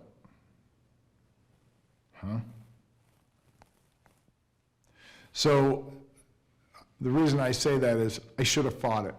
I should have sold my house and used every dime I had. But even when my attorney says, you fight this, we're looking at $100,000 before we even get close. I should have had no jury trial. I should have gone on the judges. I just should have thrown myself in front of the judge to actually make the decision. And I've thought back now that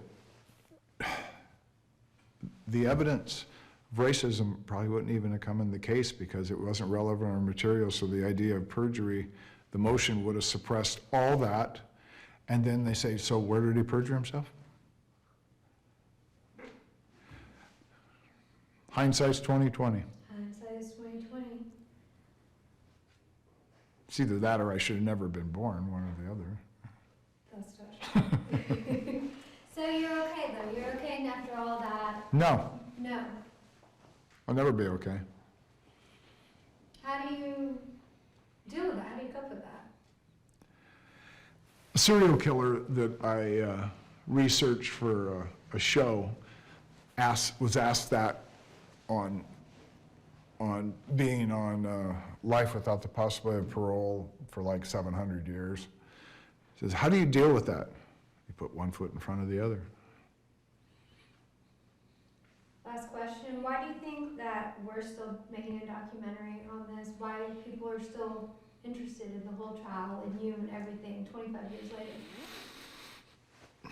You know, the interest in the Simpson case astounds me and bewilders me, and then on one hand, I completely understand it. We have the birth of reality TV was the O.J. Simpson case. And I've made some analysis standing outside of 210 West Temple with scaffolding 7 levels high with TV cameras and people sitting up there basically camping for months. And I said, what's going on? And then it dawned on me. All these networks, all these producers, all the money have figured out, we don't need to have a set. We don't need to have actors. Hell, we don't even need to have hosts. We've got a reality show right here. And then guess what happened? Fox News, CNN, MSNBC. It was all now 24/7 and everybody dealt with crime. Before that, not really. So this whole thing has had a life almost as the beginning, almost as a blueprint for what sells. There was everything in this case: racism, violence, gory pictures, beautiful victim, you know, a younger man, good looking, very motivated family members that wanted revenge, a civil suit that actually came to the right conclusion, a detective that was fumbling around, smoking too much and thinking too little. You know, it's all these things that was playing out. And I remember my wife said to me one time, you know, post verdict, when everything was kind of ugly, and oh yeah, by the way, I was the most investigated law enforcement officer in the history of the United States. FBI, California, DA's office, public defender's office, LAPD, and they filled a room the size of this area were cardboard boxes with every arrest and every report I ever wrote. They went through every one. What did they find? No racism. Not a word. Not a peep. They found some altercations, which they said back in the day we might have thought about filing charges because it was extreme. I didn't care about that. What I really thought, not a word, not a comment. Suspects in San Quentin, Soledad, that asked how I'm doing. It was a tough trial. You know, one suspect actually asked for my address to send me a Christmas card. I actually ran into the lieutenant, one of the lieutenants in Internal Affairs that was actually in charge of that. He saw me in an airport, had to stop me. He says, I had to tell you this. He goes, it was unbelievable how long we worked for nothing. The public defender's office did their own investigation thinking this is ripe. All these cases that he put through court, all these people arrested, were going to be able to overturn all these. Well, the public defender's office went through all of them too and found nothing, anything. And they actually felt, the public defender's office felt obligated enough to call a press conference and state that we found absolutely nothing. All of his cases were on the up and up. They were all excellent cases. There was no complaints. There was nothing wrong. The public defender's office. Now, when does that happen? So the only person that actually came forward and defended me was Public Defender's Office of the County of Los Angeles. I just think that that is just thick with irony. So, in the long and the short of this, my wife said, you know, if you wouldn't have been 6'3" with a German name, you might have had a chance. It's true. Yeah. Thank you. Does anybody else have anything? Looks like Emily has come prepared. We have about, maybe 10 more minutes, if Okay. that, it's 3:45. Okay. And your car will be here at 4. I gotta change. You need to change? Okay, I'll make it quick. I can't do it, I can't go in this clown suit. Copy that.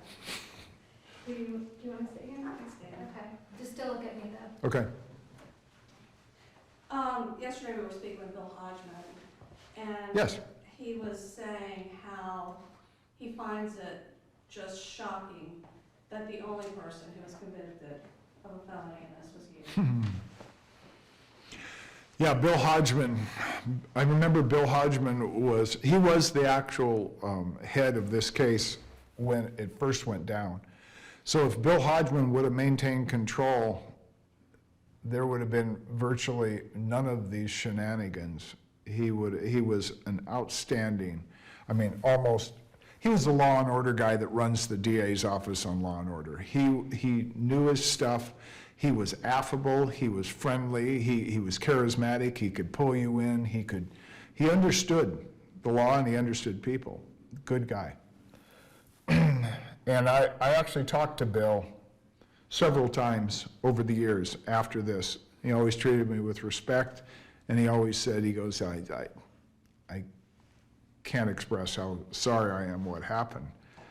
But you know, you have to understand that the only reason he wasn't there is he had a heart valve problem and he had to have an operation. So when you look at this case and the little things that happen, Marsha Clark shows up because Phil Van Ander doesn't know how to write a search warrant, and he calls her. She becomes inserted into a case where we never had DAs come out to our crime scenes. They don't direct anything. It's really none of their business yet.